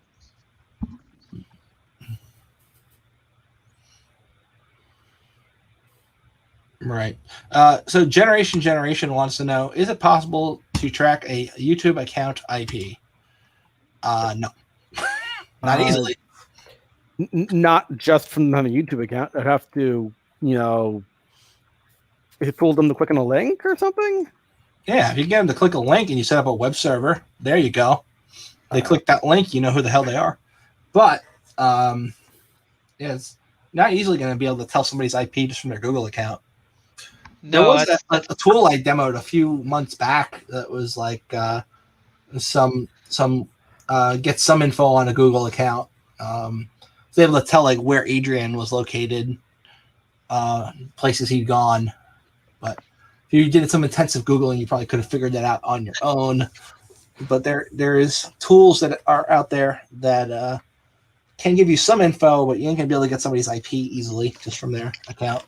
Yeah, you would need like an IP logger, like what's the one I use? Shit, I gotta find it. If you can extrapolate their Gmail account from their Google account that you've got access to, I mean, you send could them an email and do the pixel trick. Yeah, you could do a pixel trick or an IP link or anything like that, but that's pretty much it. Because even in most Gmail apps, like even in like the G App suite for businesses, they strip out the client sending IP a lot of times too. So you can't even like view an email they send you. Like Gmail is We don't pretty care good about about sending IP. We're essentially, we send them an email. Well, as soon as they click the get images, it's going to grab an image off our server. We're going to know where the hell they're coming from. Right. So we don't care about for the Gmail, Google's the one that retrieves the image. You'd have to have a pixel that's tailored to that specific person. It wouldn't have their IP though. What? Yes, you would. This has been years and years and years ago. Google implemented a system where Google downloads the images at the time of opening the email. Yeah, Googlebot. Know that?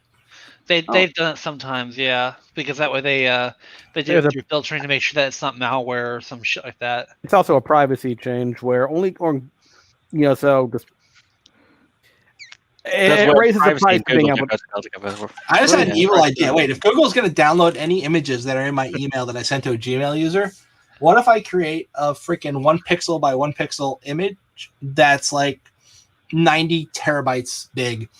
I imagine there's limits. Because I don't actually have to send them that. They're just going to pull it off whatever server I have it on. It's at the time of someone opening the email. It's downloaded. Nah. I mean, you can use tools like Grabify, for example, and give them a link, and they've got a lot of link shorteners in there that make it look a little more innocuous. I've used that before. Mm-hmm. So, and of course you say, hey, I got you this or whatever, and bam, as soon as they click on it, you got their IP address. Gotcha. Well, then I'm out of ideas. We'll just have to hack them the old-fashioned way. Google is pretty good about keeping your privacy secret, except from them. They want to invade it. Like from everyone else, yeah, they don't want to let it leak out. But your privacy, no, they'll fucking get in that shit. Yep. Next in stupidity, we've got Synology is now going to be enforcing validated disks in enterprise NAS boxes. And guess what? The only disks that are over 4 terabytes that are validated are theirs. So if you want to have a NAS and you want it to run Synology, we're talking enterprise here, not the home stuff yet. But you want to run their NAS, you got to buy their disks, which are of course overpriced and exactly the same, except for the firmware as the Toshiba disks of the same size. It is literally the same disk. They just overwrite the firmware and put their own firmware that they claim now delivers sequential read performance of 23% beyond comparable drives. Now, is that comparing it to the exact same drive that they changed the firmware on? I don't know. I mean, that drive could already have 23% better performance than other disks. But did you say that they're DRMing their drives? They're not DRMing them, but kind of. Like they're saying, if you want to run our NAS software, firmware, on an enterprise product that we sell, you need to use our disks. And if you don't use our disks and you try and pop another disk in there, it's not going to work. So kind of DRMing. It's not the Keurig situation, but it is still stupid. Also, I can't imagine down the line somebody just dumping their firmware and taking that part out and then putting it back. Or being even cooler, doing like an OpenWRT type thing where they do a replacement firmware for it completely, even though it's a NAS and not a router. Just, same kind of premise, you can pop in 2 gig disks if you want, and then you can keep using your own disks. But if you're going to go 4 gigs or above, you want the 8 terabyte. I'm sorry, I keep saying gig instead of terabyte. I don't know. Anyway, you want to put the 8 terabyte, 12 terabyte, or 16 terabyte disks in, you got to buy their disks. You cannot start a new storage pool if you're not using their disks. I see us falling afoul of right to repair and Magnus and Moss and shit like that. That's kind of where I hope someone takes them to court and just wipes the floor with them, because that's scummy shit. I mean, yeah, there's support contract agreements, which is a contract agreement. It's not a breakage if you don't. It's just they won't support your ass if you don't do it. I wonder what like Louis Anthony Grossman is thinking about that. The whole right to repair. He's a big proponent of that. Yeah. And the next thing is stupidity. I can never say the name of this company properly. I'm gonna wing it. Huawei. Is that close? Huawei. Whatever. They put out their own operating system. Because Google said you can't use ours anymore. And iOS certainly ain't gonna run on their shit. So they're like, we're gonna make our own, and it will have blackjack and hookers.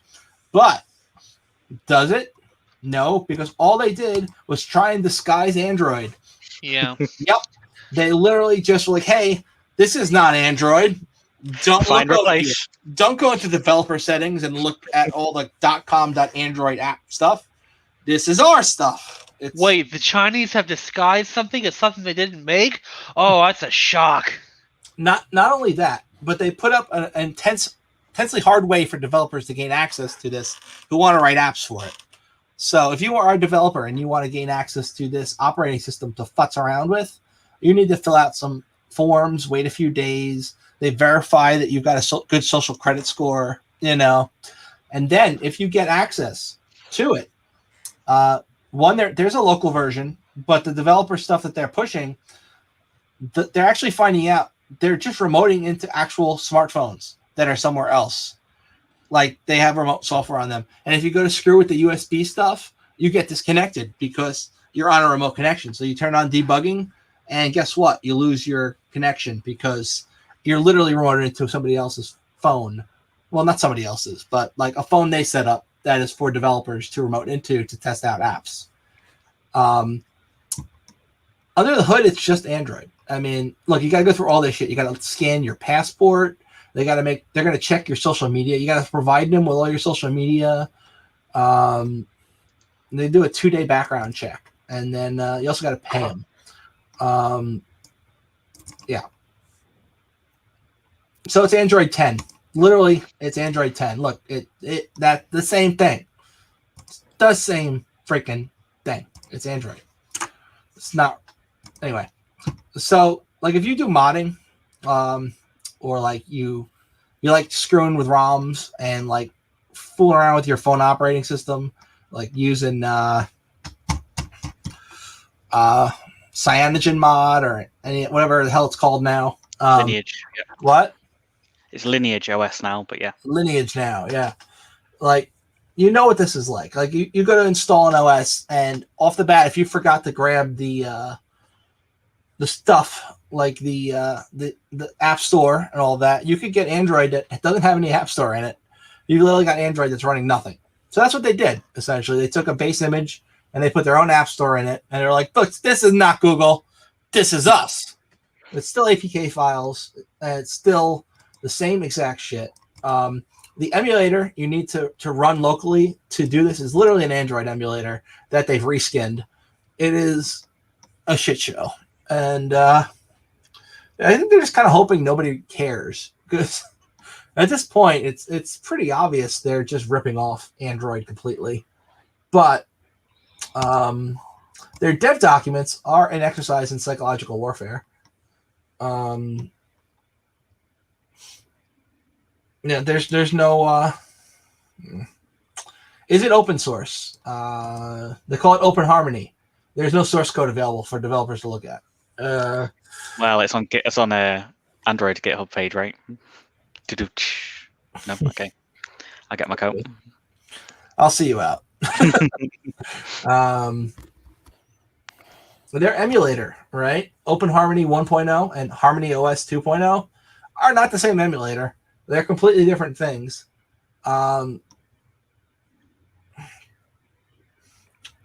Their Light OS is something different, right? They're not using their Light OS, though. This is a completely different project. And in their Light OS, they are using like a different kernel. It's based on Linux. which Android is too, but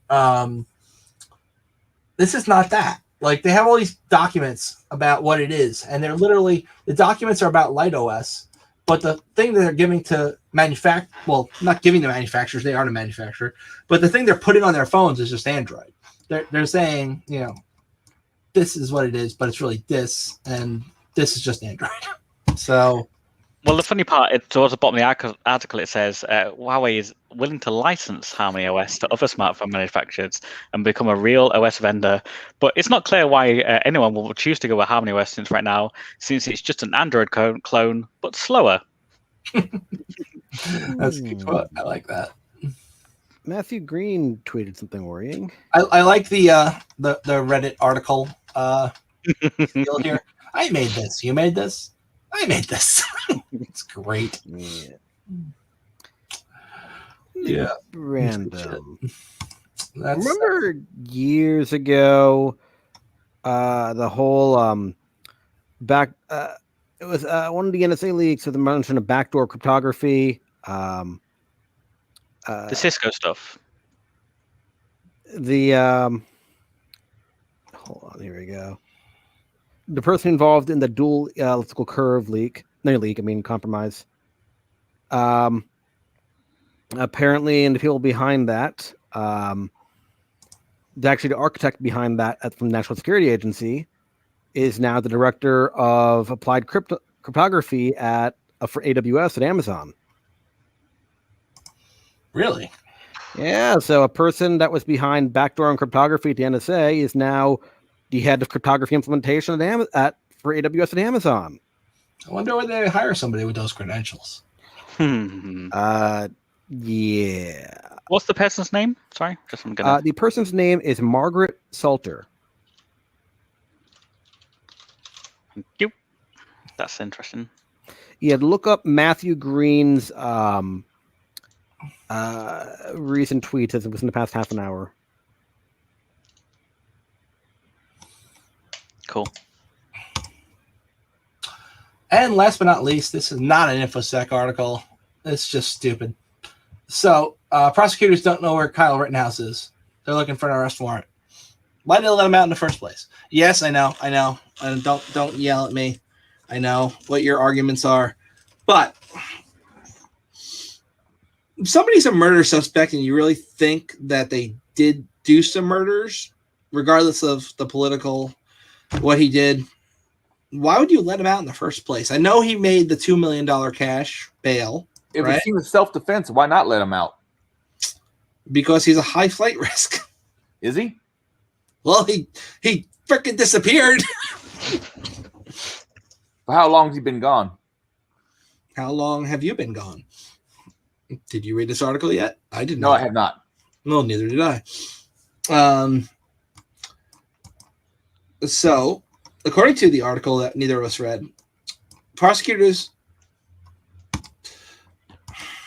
filed a motion on Wednesday saying the court was unable to deliver a hearing notice to Kyle Rittenhouse at the address listed on his home for release paperwork. The notice was returned to the court because a forwarding address was not known. Prosecutors wrote in their filing that he failed to notify the court of any address change. They asked the court to increase his bail by another $200,000 because of the violation. They said they're unable to monitor his whereabouts because he failed to notify them that he moved. His cash bond was raised from online supporters, and he has claimed he acted in self-defense. Kenosha detectives say they went to the apartment that's listed as his address, and a man said he had rented the apartment since December 15th, and Kyle Rittenhouse has not been there since then. The defense attorney filed a response to the prosecutor's motion objecting to the bond increase. They are saying that he has been receiving death threats since the Kenosha shootings and essentially has been moved to a safe house and deleted his social media accounts. And because of that, that's why they don't know where he is. I wonder if the safe house is in the United States. It probably is, because it's kind of hard to get out of the U.S. without tripping that up, because his name would be in the computer if he was trying to flee the country while under indictment. Chicago prosecutors are asking a You have judge to not smuggle that out, which, yeah. The 18-year-old is free on bond, awaiting trial, charged with killing 2 protesters in the aftermath of the Jacob Blake police shooting. In a motion filed today, prosecutors say when Rittenhouse went to a Racine County bar after his arraignment, he flashed white power signs while posing for photos and was serenaded with the Proud Boys anthem. Among other things, prosecutors want his work modified so he is restricted from associating with known militia members or members of white supremacist organizations, saying such an association could intimidate. They mean the OK sign. When they say white supremacist hand signals, they mean the OK sign. Shit. Didn't the new press secretary use that sign recently? Yeah, I was trying to find that picture because I'm scrolling up through a Discord channel I'm in that posts a lot of this shit to find it because it's fucking good. Invite me to the Discord channel. I need more meetings. I can't. You can't? No, I can't. Why not? I'm not cool enough? That's kind of private, so. I'm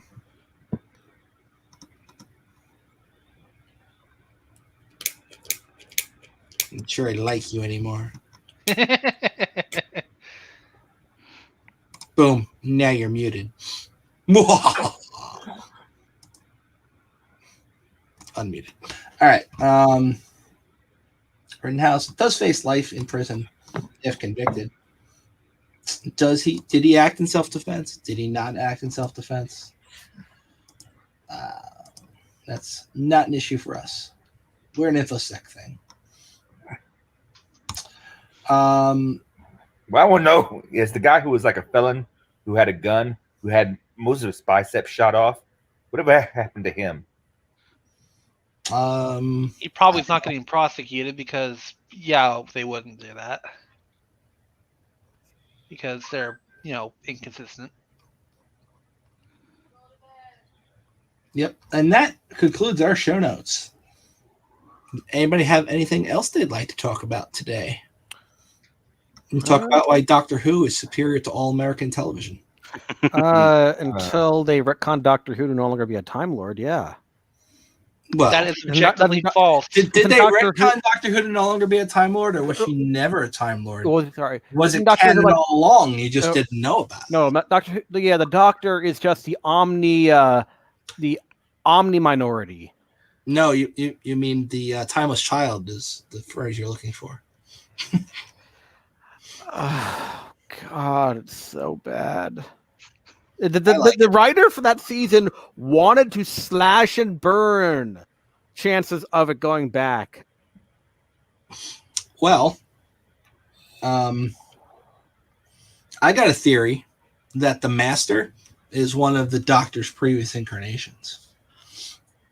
I'm not a big Doctor Who fan. I watched some of the stuff from maybe the 70s, 80s when I was on PBS back in the 90s. Some of it was interesting. Dan, I saw when they did the reboot, when it was Christopher Eccleston for the first season. I watched all of that, but then I just kind of lost interest because I can't remember what something says. Star Trek is careless with its continuity. Doctor Who just says fuck it all. Well, Doctor Who has its own sub-continuity. And there's a whole argument of what's canon and what's not, because they got like a lot of audiobooks and stuff. Are those considered canon? Well, some of them are read by actual former doctors. So are those adventures canon, just like we don't know about them? Or, there's that whole argument too. What's canon versus what's fanfic versus what's neither. They do often change what happened before, but I mean, it's a time travel show, so you can kind of get away with doing that. I just want to see more Captain Jack, honestly. Are they going to do another season of Doctor Who? The last season didn't get great ratings, from my understanding. Yeah, they're going to keep doing it because despite the ratings, now it's a social cause, man. It's like we can push the progressive agenda right through Doctor Who. We don't need, it's popular culture. the Omni minority is being funded by British taxpayer dollars, which the British politicians can always threaten. If you're going to be funded by British taxpayer dollars, you need to be pushing a social agenda. It's true. Can confirm. Which part? All of it. All of it. Yeah, they'll continue it. They keep making money from it, even though the ratings are dying because, like you say, they've got this whole SJW agenda about like I have nothing wrong with the female doctor. That's absolutely not the issue. Do they have to do all fucking social justice? It's so cringy and awful. It's not entertainment. Welcome to England. England had good programming. Have you watched Misfits? I have not. Right now I'm super pissed off the BBC for shitting on Terry Pratchett's works. Who's Terry Pratchett? And a very famous author, who has since passed away. He's best known for the Discworld series. Yeah, Discworld says he had a contract with BBC for one of his book series within Discworld to have a show made out of it. Unfortunately, the contract was written so that only Terry Pratchett himself could have veto power over any suggestions of what they do with any changes they want to make for the plot. And since Terry passed away, his daughter doesn't have the contractual leverage to do anything about them. So now you have you have the setting being made into some weird hybrid techno fantasy world. You have a lot of American Gods or Good Omens. The Watch. The Watch? I don't even know that one. And hopefully you never will. I liked Good Omens, though. Terry Pratchett was one of the writers on that. Yeah. Him and Neil Gaiman, as I recall. That was around the time where Terry was having problem with Alzheimer's. He was advocating for legalized assisted suicide because he couldn't imagine a worse death than losing his mind. Yeah. So he just wanted to die before he lost his mind. And I wonder if Captain Crunch will go that route. God, Captain Crunch is such a... Oh, my God. You see him on social media begging for money for his medical care all the time. Didn't someone say he got corona? Didn't someone say he got corona? I have no idea. Possible. Yeah, it's unfortunate. Or is it? A lot of people don't like him. And I know all sorts of rumors, but then again, there's all sorts of rumors about me being a nice person. We all know I'm not, so, I don't trust rumors. Can also confirm that. We've also got some rumors about Eric Corley, very similar to the Captain Crunch rumors going around. And not a big fan of those because I met the guy. He was fairly nice. I mean, a little weird. Don't know if there's anything to him, but anyway. Let's spread some InfoSec gossip now. I heard that Charles Schreier is manic. Yes, there we go. I'll go with that one. Really? And that is just, it blows my mind. Yeah, we need more. I heard that Malware Jake is a social justice warrior in his spare time. He seems... I just kind of assumed he... Oh, no, it's Malware Jake. Sorry, I was assuming you meant Malware Tech Blog. For mine, substituted that. Well, that's also kind of accurate, but he don't like us. Marcus Hutchins? Oh, no. He blocked me on the Twitters. I don't know what I did to offend him, but he blocked me on the Twitters. Twice. I think he assumes anyone who blocked me on the Twitter. Anyone who criticizes him after he criticizes Adrian must be a troll or someone from Will's group. That is what he said publicly. Yep. He said he was looking for a house. The fact that he sold banking malware for all those years. Yeah, and I talked with someone at Hope who said he knew the guy back when he was selling banking malware, and I don't know how true this is, but he made it abundantly clear to me that there was a lot more malware that he sold that didn't get brought up into court's documents. Yeah. When I was at Hope, I was pretty much just hanging out in the lockpicking village. Most of the talks seemed pretty lame. So I was like, I'm going to get better at lockpicking. I got to say, I'm not a fan of some of the, quite a bit of the Hope's attendance base, but the two members of Hope's leadership were interesting to talk to. Yeah. I know some of the guys who do like security at Hope, and my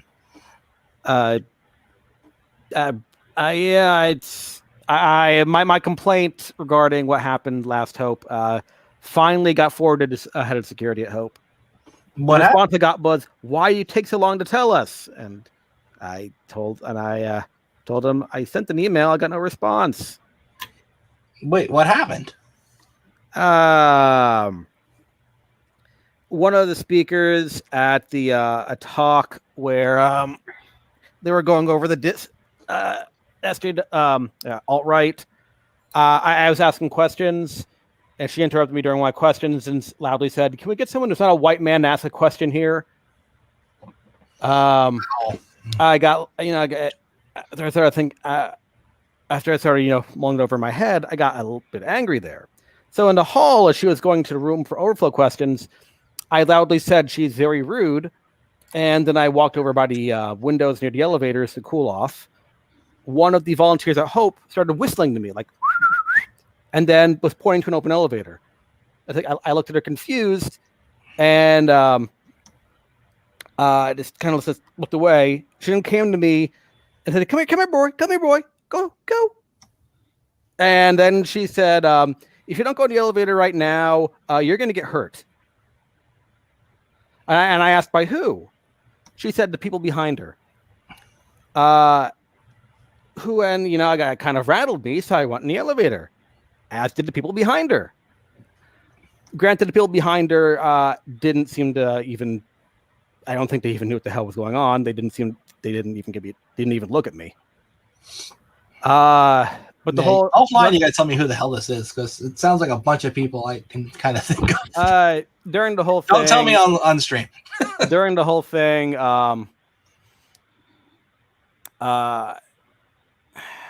the lady was ranting out. She came from Australia, and she didn't want. And she hopes it was over. She didn't want to put up with this shit. But needless to say, I have made it known about her to head of security and two of Hope's conference organizers. So one of them may have been blazed out of his mind at the time. So make that one fully lucid conference organizer. Hope is in New York, right? Yes. Okay. So the conference organizers that I talked to, while they're definitely left wing, they're very much not woke. Out of courtesy to them, at least the one who is lucid, I will not expand on the details of our conversation, at least not publicly. But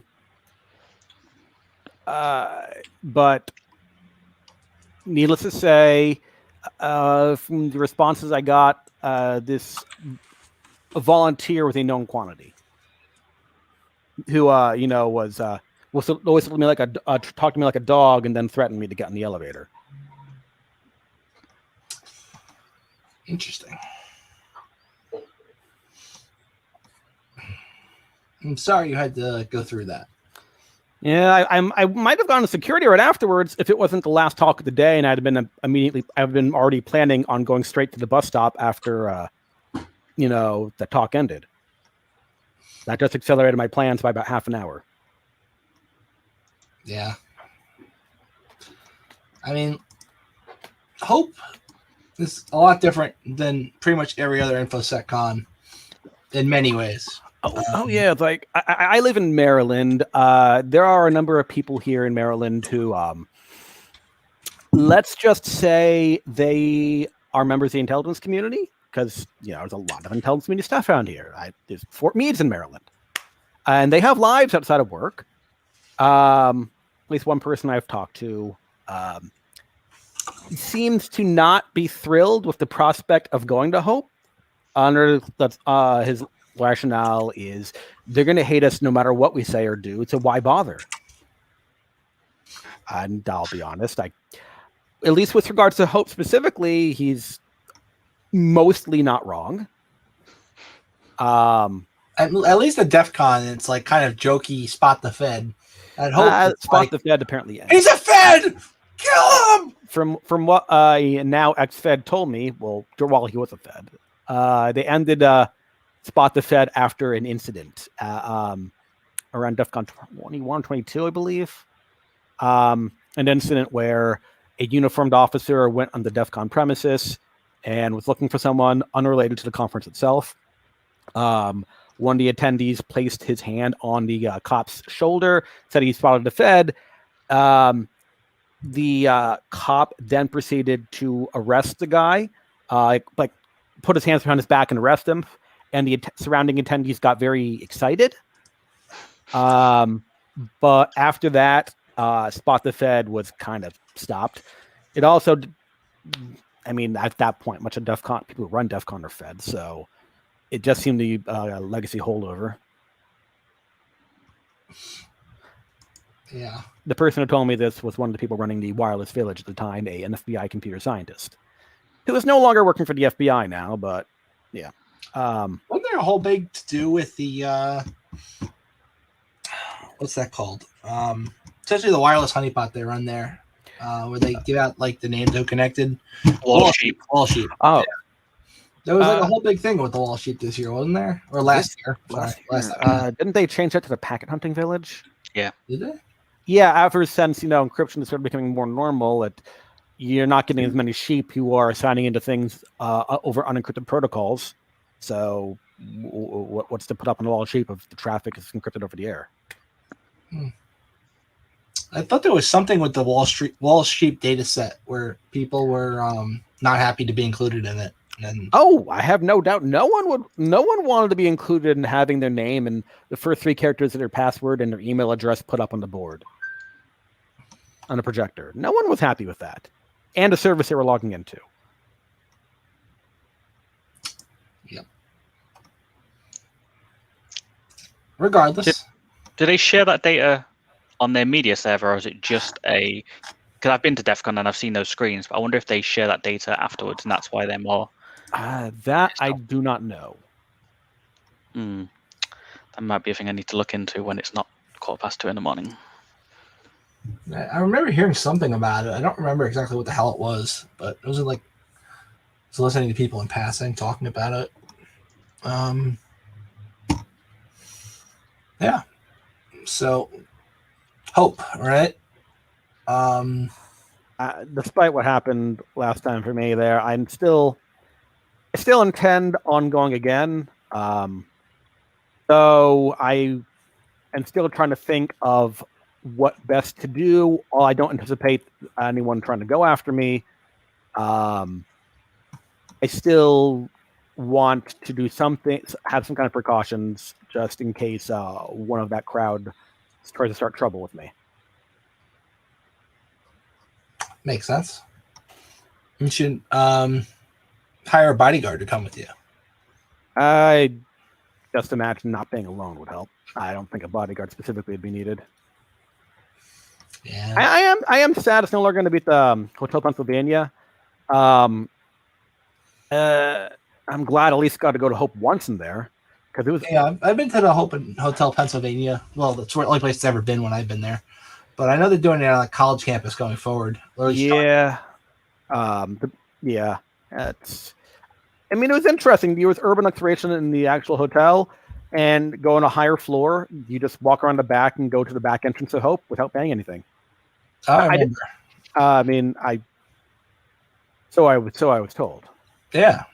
Granted, I did pay for admission, so.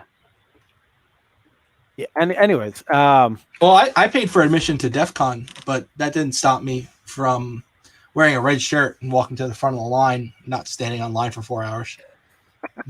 buying my pass. And how's that work for you? It worked pretty fucking well. I walked right up to the front of the line. Nobody stopped me. Nobody said shit. I walked right up and I bought my pass. Then I walked away. All right. Reminded me of someone from the Cocklee party at DEF CON who was wearing a hat that says, I'm sorry, please don't mind me, I have autism, or something along those lines. And apparently he was bragging about how wearing that hat, he was just walking past everyone at the airport security line. It was like, he's pointing to his hat and was like, oh, okay. Yeah, I used to be friends with a pen tester, and he told me that he would walk into buildings wearing a shirt that literally said, I am the security threat. And people would ask him for security advice. Like where is this in the building? Like, they thought he was a security guard, because people, even if they see your shirt that says, I am the security threat, they seem to only read the part that says, I am the security. It's like, I'm reminded of the story I was told a while back where there was someone who used to work for the FBI who counterintelligence who wore a shirt that said, I'm a Russian spy. And it was discovered, like 20 plus years into his career, he was actually a Russian spy. That's he kept feeding that information back to Moscow. And when they finally caught him, he just told them, what took you so long? That's kind of a brilliant strategy, is to hide in plain sight and make it seem so obvious. Because let's face it, if you look at that, you're going to think it's not going to be that fucking easy. But sometimes it actually is. I mean, sometimes people joking aren't really joking. Granted, the difference is usually people like that are joking. But obviously not in this case. Are they though?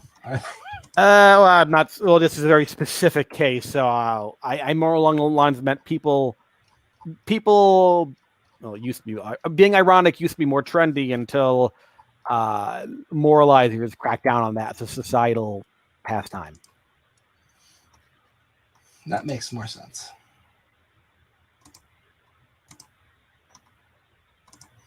I like to think that when it comes to social engineering, the people who are really good at it are just the people who don't give a fuck. It's like they will just walk where they're not supposed to. Nobody expects somebody to walk there, so they just don't say anything, because who the fuck would do adjacent street and walk into the back of a bank and take a computer and walk away? It's like, who would actually do that? But it's like people, it's like a disconnect there. It's like you see somebody where they don't belong, you just figure, oh, they must belong, because nobody else would be that ballsy. Was it confirmation bias? Sorry. Yeah, confirmation bias. What happened with that case where the pen testers tested? Was it a courtroom or something? And they got caught, and they said they had license to be there because they'd been contracted to do so. This was like maybe last year, before pre-COVID, or maybe the year before. Oh, that was the one in Iowa. Yeah, we talked about that, but I don't know if anyone knows what happened with it. I think like they lost the contract, and like I think they were ultimately let go, but I don't know for sure. I'm just kind of recalling from my fuzzy memory.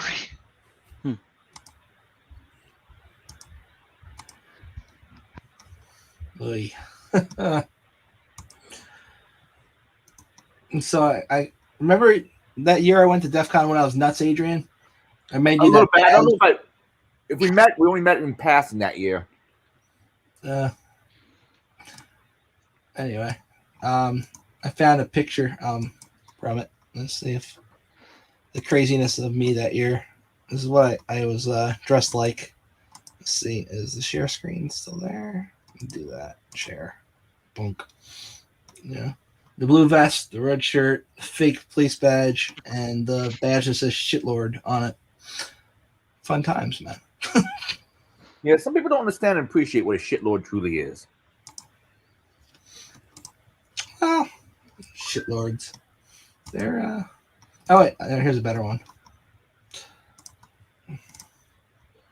This is pretty much how I walked without the vest on. This is how I walked right up to the front of the line and grabbed the pass. I didn't have the vest on at that time. Now, is that one of the years it was at Caesars? This was 2018, so I think it was at Caesars. Yeah. I'm hoping I can get the vaccine before August because I want to go to DEF CON. I don't think it's going to happen until 2022 again, honestly. Yeah. Really? Even though the vaccine's out? I have to find out about who's It's out, but not everybody can get it, despite it being out. Yeah, there is a huge question about, were it to actually take place, how big an attendance base there really would be. At the very minimum, most of the international base is going to be demolished. Don't know how much left that really leaves, but you're also going to get a substantial reduction in the domestic base as well.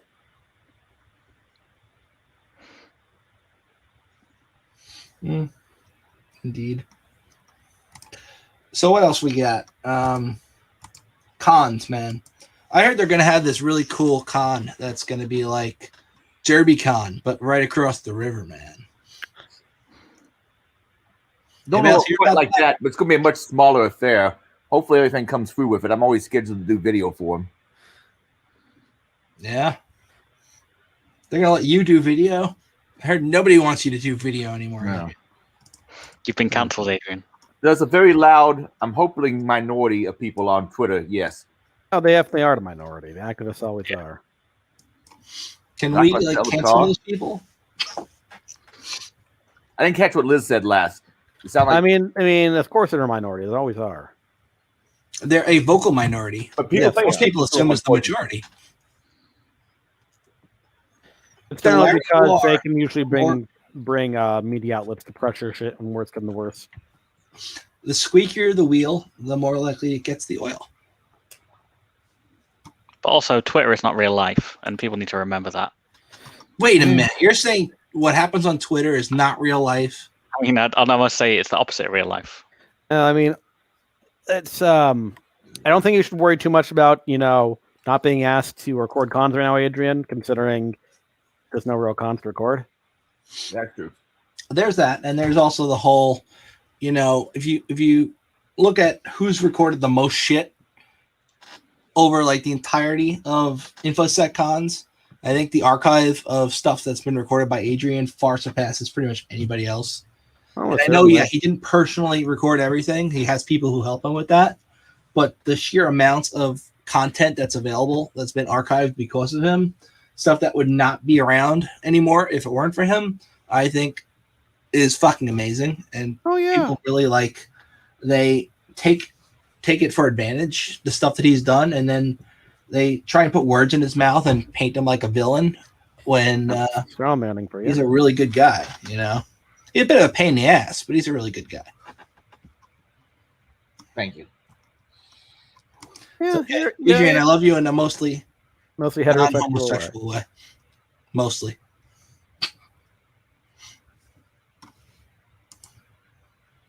What else do we got? Well, we've pretty much gone through all the show notes. We could talk shit about Twitter people, but that'll probably come to bite us in the ass. Only when you stop pressing record. Random thing. Apparently, it's going to be pushed by the cybersecurity community in the Senate that would take jurisdiction over from. The Armed Services Committee is trying to create a cybersecurity committee that would take that kind of role in Congress, when traditionally that has been something that has intersected with half a dozen different committees, with commerce, intelligence, military, infrastructure. Computers are everywhere, and they get hacked.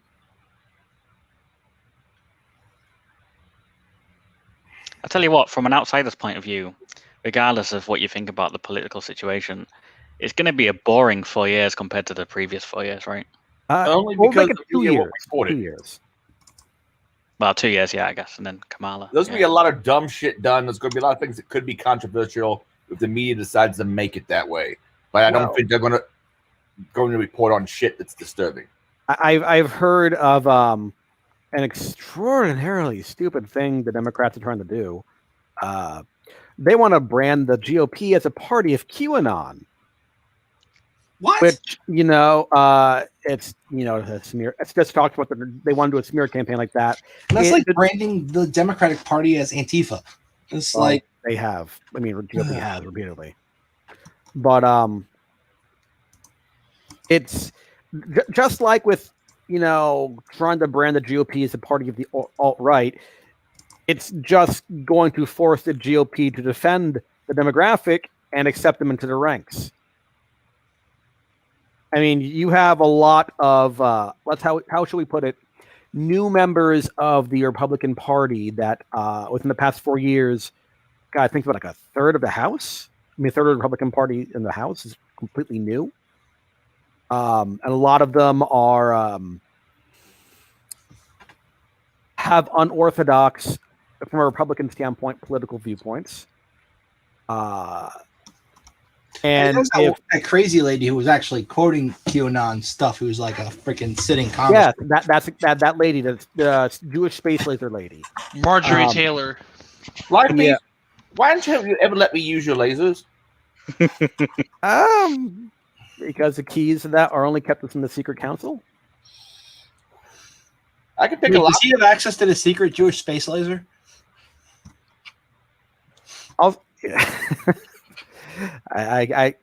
Information is classified. Come on, Adrian. You know that goys aren't allowed for that kind of stuff. Also, space lasers, really? And that kind of stuff will be wildly inefficient and expensive. By the way, you guys used the Q word, so we're definitely going to get that little pop-up again about that. Yeah, we didn't even use it last time when we got one, and now we're definitely... Maybe it's like in reverse. Maybe since they mentioned it, it's not going to... I don't know. Hopefully they're not going to put last time that we were getting that warning, and we looked through the transcript, we didn't find any mentions of that particular LMNOP conspiracy. Yes. Not just the show notes. We looked through the freaking transcript too. Yeah, that's what I'm saying. Yeah. Maybe there's a different keyword they associate with that crap, but regardless, if the Dems conclude they're going to go through with that messaging policy, it's going to force the GOP to defend people like Marjorie Taylor. It's going to force them to do that, and that's just going to be shitty for everyone involved, except for Marjorie Taylor. Well, not just that, but I mean, it's like Christopher Titus. He made the joke of, the only thing that made you want to be a wife beater was to be called one. It's like, you want to call everyone extremist? Well, fuck it, might as well be extremist. That's a really bad outcome. I don't think they understand. Like, you force someone in that position, what are they going to do? It's not just that. QAnon is not the most widespread known thing outside of the internet and political spheres. And first, the branding would make it much more widely known. And much of GOP politics right now are whatever will piss off the Democrats the most. And if the Democrats clearly say they hate QAnon, well, what do you expect is going to happen here? People who, will start paying attention more to QAnon. Maybe, obviously, most of them will kind of hand wave it away, saying, no, Jewish leaders are fucking retarded. But there is going to be more people who will get involved in that, and it's just not going to end well. Yeah. Well, I have a whole theory about that shit myself, that essentially it was started by a bunch of rich pedophiles to kind of throw off the scent, because it's like they have so much crazy shit in there about like cannibals and deep states conspiracies that are like really far reaching. And while some of that stuff may or may not like have any kind of real bearing in the world, it certainly sounds like a fantasy movie. I think if you throw a bunch of crazy shit together with one real thing, and then everybody realizes there's so much crazy shit in that theory, they start saying everything in that theory is bullshit. It's all bullshit. So the whole part about the rich pedophiles gets thrown in with the baby in the bathwater. It's just thrown out. It's like it's gone, because if you don't believe, if you're not willing to believe about the whole like Pizzagate nonsense and all that crazy shit, If you think that's real, then you must also think that there are rich pedophiles. Like these are now part of the same conspiracy theory. So if you discredit one thing, you're discrediting the rest of it, and people don't believe it anymore. So they can get off scot-free. The first mention of QAnon on 4chan was from someone who at least had a Canadian IP address. Could have been a VPN, who knows? And that person was apparently used to be known as like Info Dumpanon, and just used Q because it sounded a bit sexier, like Q from James Bond. That's where the whole thing came from in 2017. Yeah. I mean, what you're kind of talking about, Barry, or it's not Barry, Tread, is basically instead of truth by omission, it's falsehood by omission. It's the exact inverse of that. Or I'm sorry, not omission, truth by proximity. Oh, damn it, I just had the phrase in my head and now I just lost it. Basically, by being present to something, it's true, and this is basically the opposite. It's, being present to something else is false. It's poisoning. Yeah. It's poisoning the well. Just, I hate the Democrats' messaging strategy so much. They've learned nothing from the past 4 years. They still don't know how to de-escalate things. No, they don't. In fact, I would say they're probably closer to accelerationists. Oh, yeah, fucking AOC going on and on about Ted Cruz should resign. You tried to have me murdered or whatever. There's that whole thing, and there's also the fact that she was actually across the street when it happened. I don't know. Was she... Her office is not in the Capitol building. It's across the street from the Capitol building. All I know about the whole thing, the most recent thing I read about the whole thing is one of the people who was in the Capitol building apparently recorded themselves saying, looking for Nancy so I could put a fucking bullet in her head. And they caught up to that person too, and I think there was some article about them going to jail today. I certainly hope so. If they were talking about wanting to kill the Speaker of the House, why did so fucking many? It was like they were constantly lying to I think it was the FBI who was talking to them. First, it was like we were never in there, and then they were presented with video evidence of them being in there. And they're like, well, we never said that. And then they had video evidence of them saying, hey, fam, I'm here at the Capitol building trying to take back our nation. And they're like, well, we thought we were allowed in there because somebody was screaming that they're letting people in. And then they showed another video of them climbing in through the window. It's like, you're just a fucking idiot. I mean, why did so many of them record themselves on social media? Just that's the generation, man. They record everything they do. But a lot of them were like in their 40s and 50s, and I get a lot of Trump supporters. I know I get a lot of Trump supporters don't like masks, but this seems like a perfect time to be wearing them. Yes. Yeah. So Barry wants to bring up how Wall Street was pumping silver, and I think that's good because that was total bullshit. Essentially, they infiltrated the groups with bots and had thousands of posts about how we're going to stop pumping GameStop. And we're going to start pumping silver. Well, see, my understanding is they actually post that stuff on Reddit. Like, yeah, let's do that. And they started doing that. Then the Wall Street Bets mods come out and said only 3% of the tickers on Wall Street Bets even mentioned silver. NBC is full of crap. But the hedge funds own a lot of silver. So by pumping it, they're actually making money. And so... you had the fucking silver pumper saying there's a split in the Wall Street Bets community. The real people, the real Wall Street Bets community is over here in this Discord server.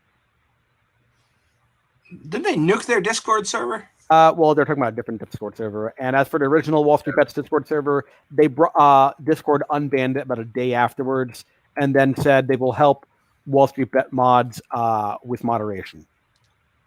Help. We will help you. Yeah, what I heard, government says we are here to help you. From what I heard, the silver thing wasn't pumped by Reddit, but by the mainstream media saying it was. But pretty much.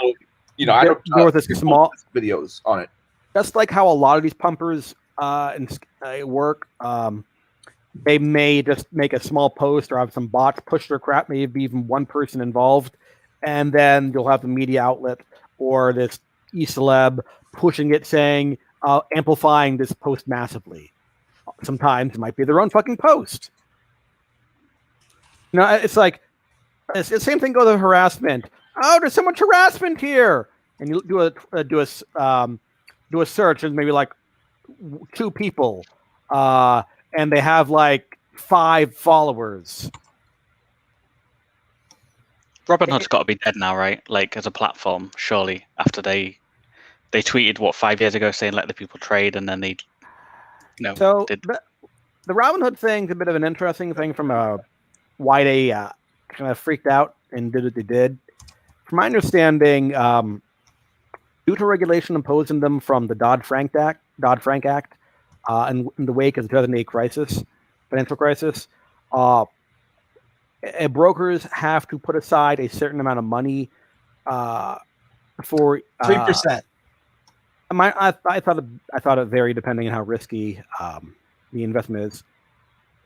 Or about 100%, but normally it was 3% because essentially they had to put aside a certain amount of money for the 2-day period for the actual transaction to go through, because apparently when you buy a stock, you don't actually own the stock, and goes to a clearinghouse. Yeah, it's not. Yeah, it's in the clearinghouse for a few days. So 5% of all trades are processed through the same clearinghouse. So for that period of time, you had Robinhood effectively going bankrupt over just holding those GameStop trades, and we're actively soliciting like $1 billion from investors just so they can stay solvent. Which is all very interesting, but from a consumer perspective, well, it's really sketch. I'm sorry, consumers, we're not part of the fat cats trying to screw you over. Honest, the government made us do it. It's interesting also how they make money, because they say they have trades that don't cost you any money, right? But then they sell all your data to the hedge funds about what positions you're holding, when you're trying to sell, what stop losses you've got in place, and also they'll tack on about 1 to 2% above market for each trade you conduct. So you think you're getting these free trades, but you're actually paying commission. You just don't realize it. I didn't know about the above market. I didn't know they charge percentage of each trade you make. That's definitely. They don't tell you that they're doing that. Well, they have to disclose it somewhere. Inflate the market price when you go to buy by just like 1 or 2%. That has to be disclosed somewhere. There's a whole thing where they will essentially go to a hedge fund, right? And so somebody wants to buy 200 shares of Apple, and the hedge fund says how much? It's $200 a share, right? The hedge fund then buys those 200 and then sells them back to Robinhood, and then they charge the person $205. I hear what you're saying. I'm saying that maybe it's buried in the terms of service somewhere. There's no way that is not. Well, I mean, you know it. You had to have found out it somewhere. So I was watching the Apple repair guy who has been ranting about this for a while. What's his name? And all you're telling me is that it sounds like they have a wider spread. Right. So it's just a little bit higher than other clearinghouses at the same time. So it's just the market makers they go through, just takes pockets a bigger spread and gives Robinhood some of the commission.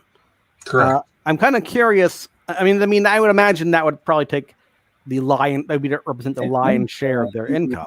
I wonder how much money they make from selling the data of the transactions to the hedge funds, because I mean, the only purpose of that is just so the algorithmic investors can make transactions before the the consumer traders do, so they can get better, they can get more ideal price. Right. It was this video. Hey everybody, how's it going? Today I want to go. I'm not gonna make you guys watch the video, but I think this is the video where I found that out, if memory serves.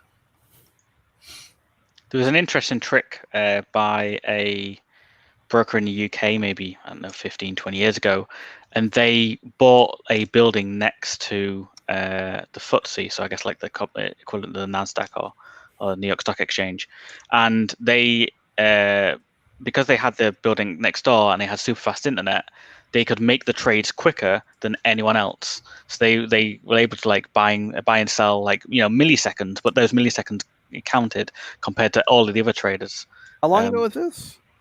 Maybe 15 years ago, maybe. Yeah, because I've heard stories since then, including from people who work on Wall Street, that they just build out fiber lines directly to their offices. Yeah. Because they already long since figured out, if the milliseconds count, we're just going to go ahead and spend, the $1 million a miles. And since the fractions of a second matter, they also give every computer its own Class C address for some reason. That's wild. Like they allocate just one IP out of 254, and that's for that machine. And it's got its own router that it talks to, and everything's like fucking fiber overhead. throughout the building. Yeah. Crazy shit, man. And they also built the Colo out in Jersey, I remember. And the big thing about that, after 9/11, they built some redundancy for the stock exchange in New Jersey. So if the New York exchange goes down, they have like a copy of all the info in Jersey to avoid a Fight Club ending type situation. Yeah. It's interesting stuff. Well, gents, I'm going to call it a night because it is 2:45 and I need to be up in 5 hours for work. Fun. Have a great day at work tomorrow, Andy. Thanks for joining I'm us. going to be super energized. I Thank think I'm you about for to the head off articles. also. Thanks for the commentary. All the things. Mm-hmm. All right, thanks, everyone. Thanks, See you Andy. later. Take care. Later. Frank, I'll let you send us out. All right. Well, it's been another interesting evening here at the Irongeek Cast. We've talked about InfoSec stuff. We've talked about celebrity gossip. We've shit on our fellow InfoSec people who are on Twitter. And we've made fun of social justice warriors and QAnon alike. So I think we've covered all the bases. We're definitely getting another one of those stupid notices on the YouTube video. But, Oy vey. yep. Have a great night, everybody. Stay Bye, all. safe. Stay warm. Make sure you go to the store and buy milk and bread before the next snowstorm. And wait a little bit after the cast ends, guys, when I mention something. Later. Later, guys. Yeah. Oh, we forgot about crypto. That sucks. We'll talk about it next time, Barry. Maybe.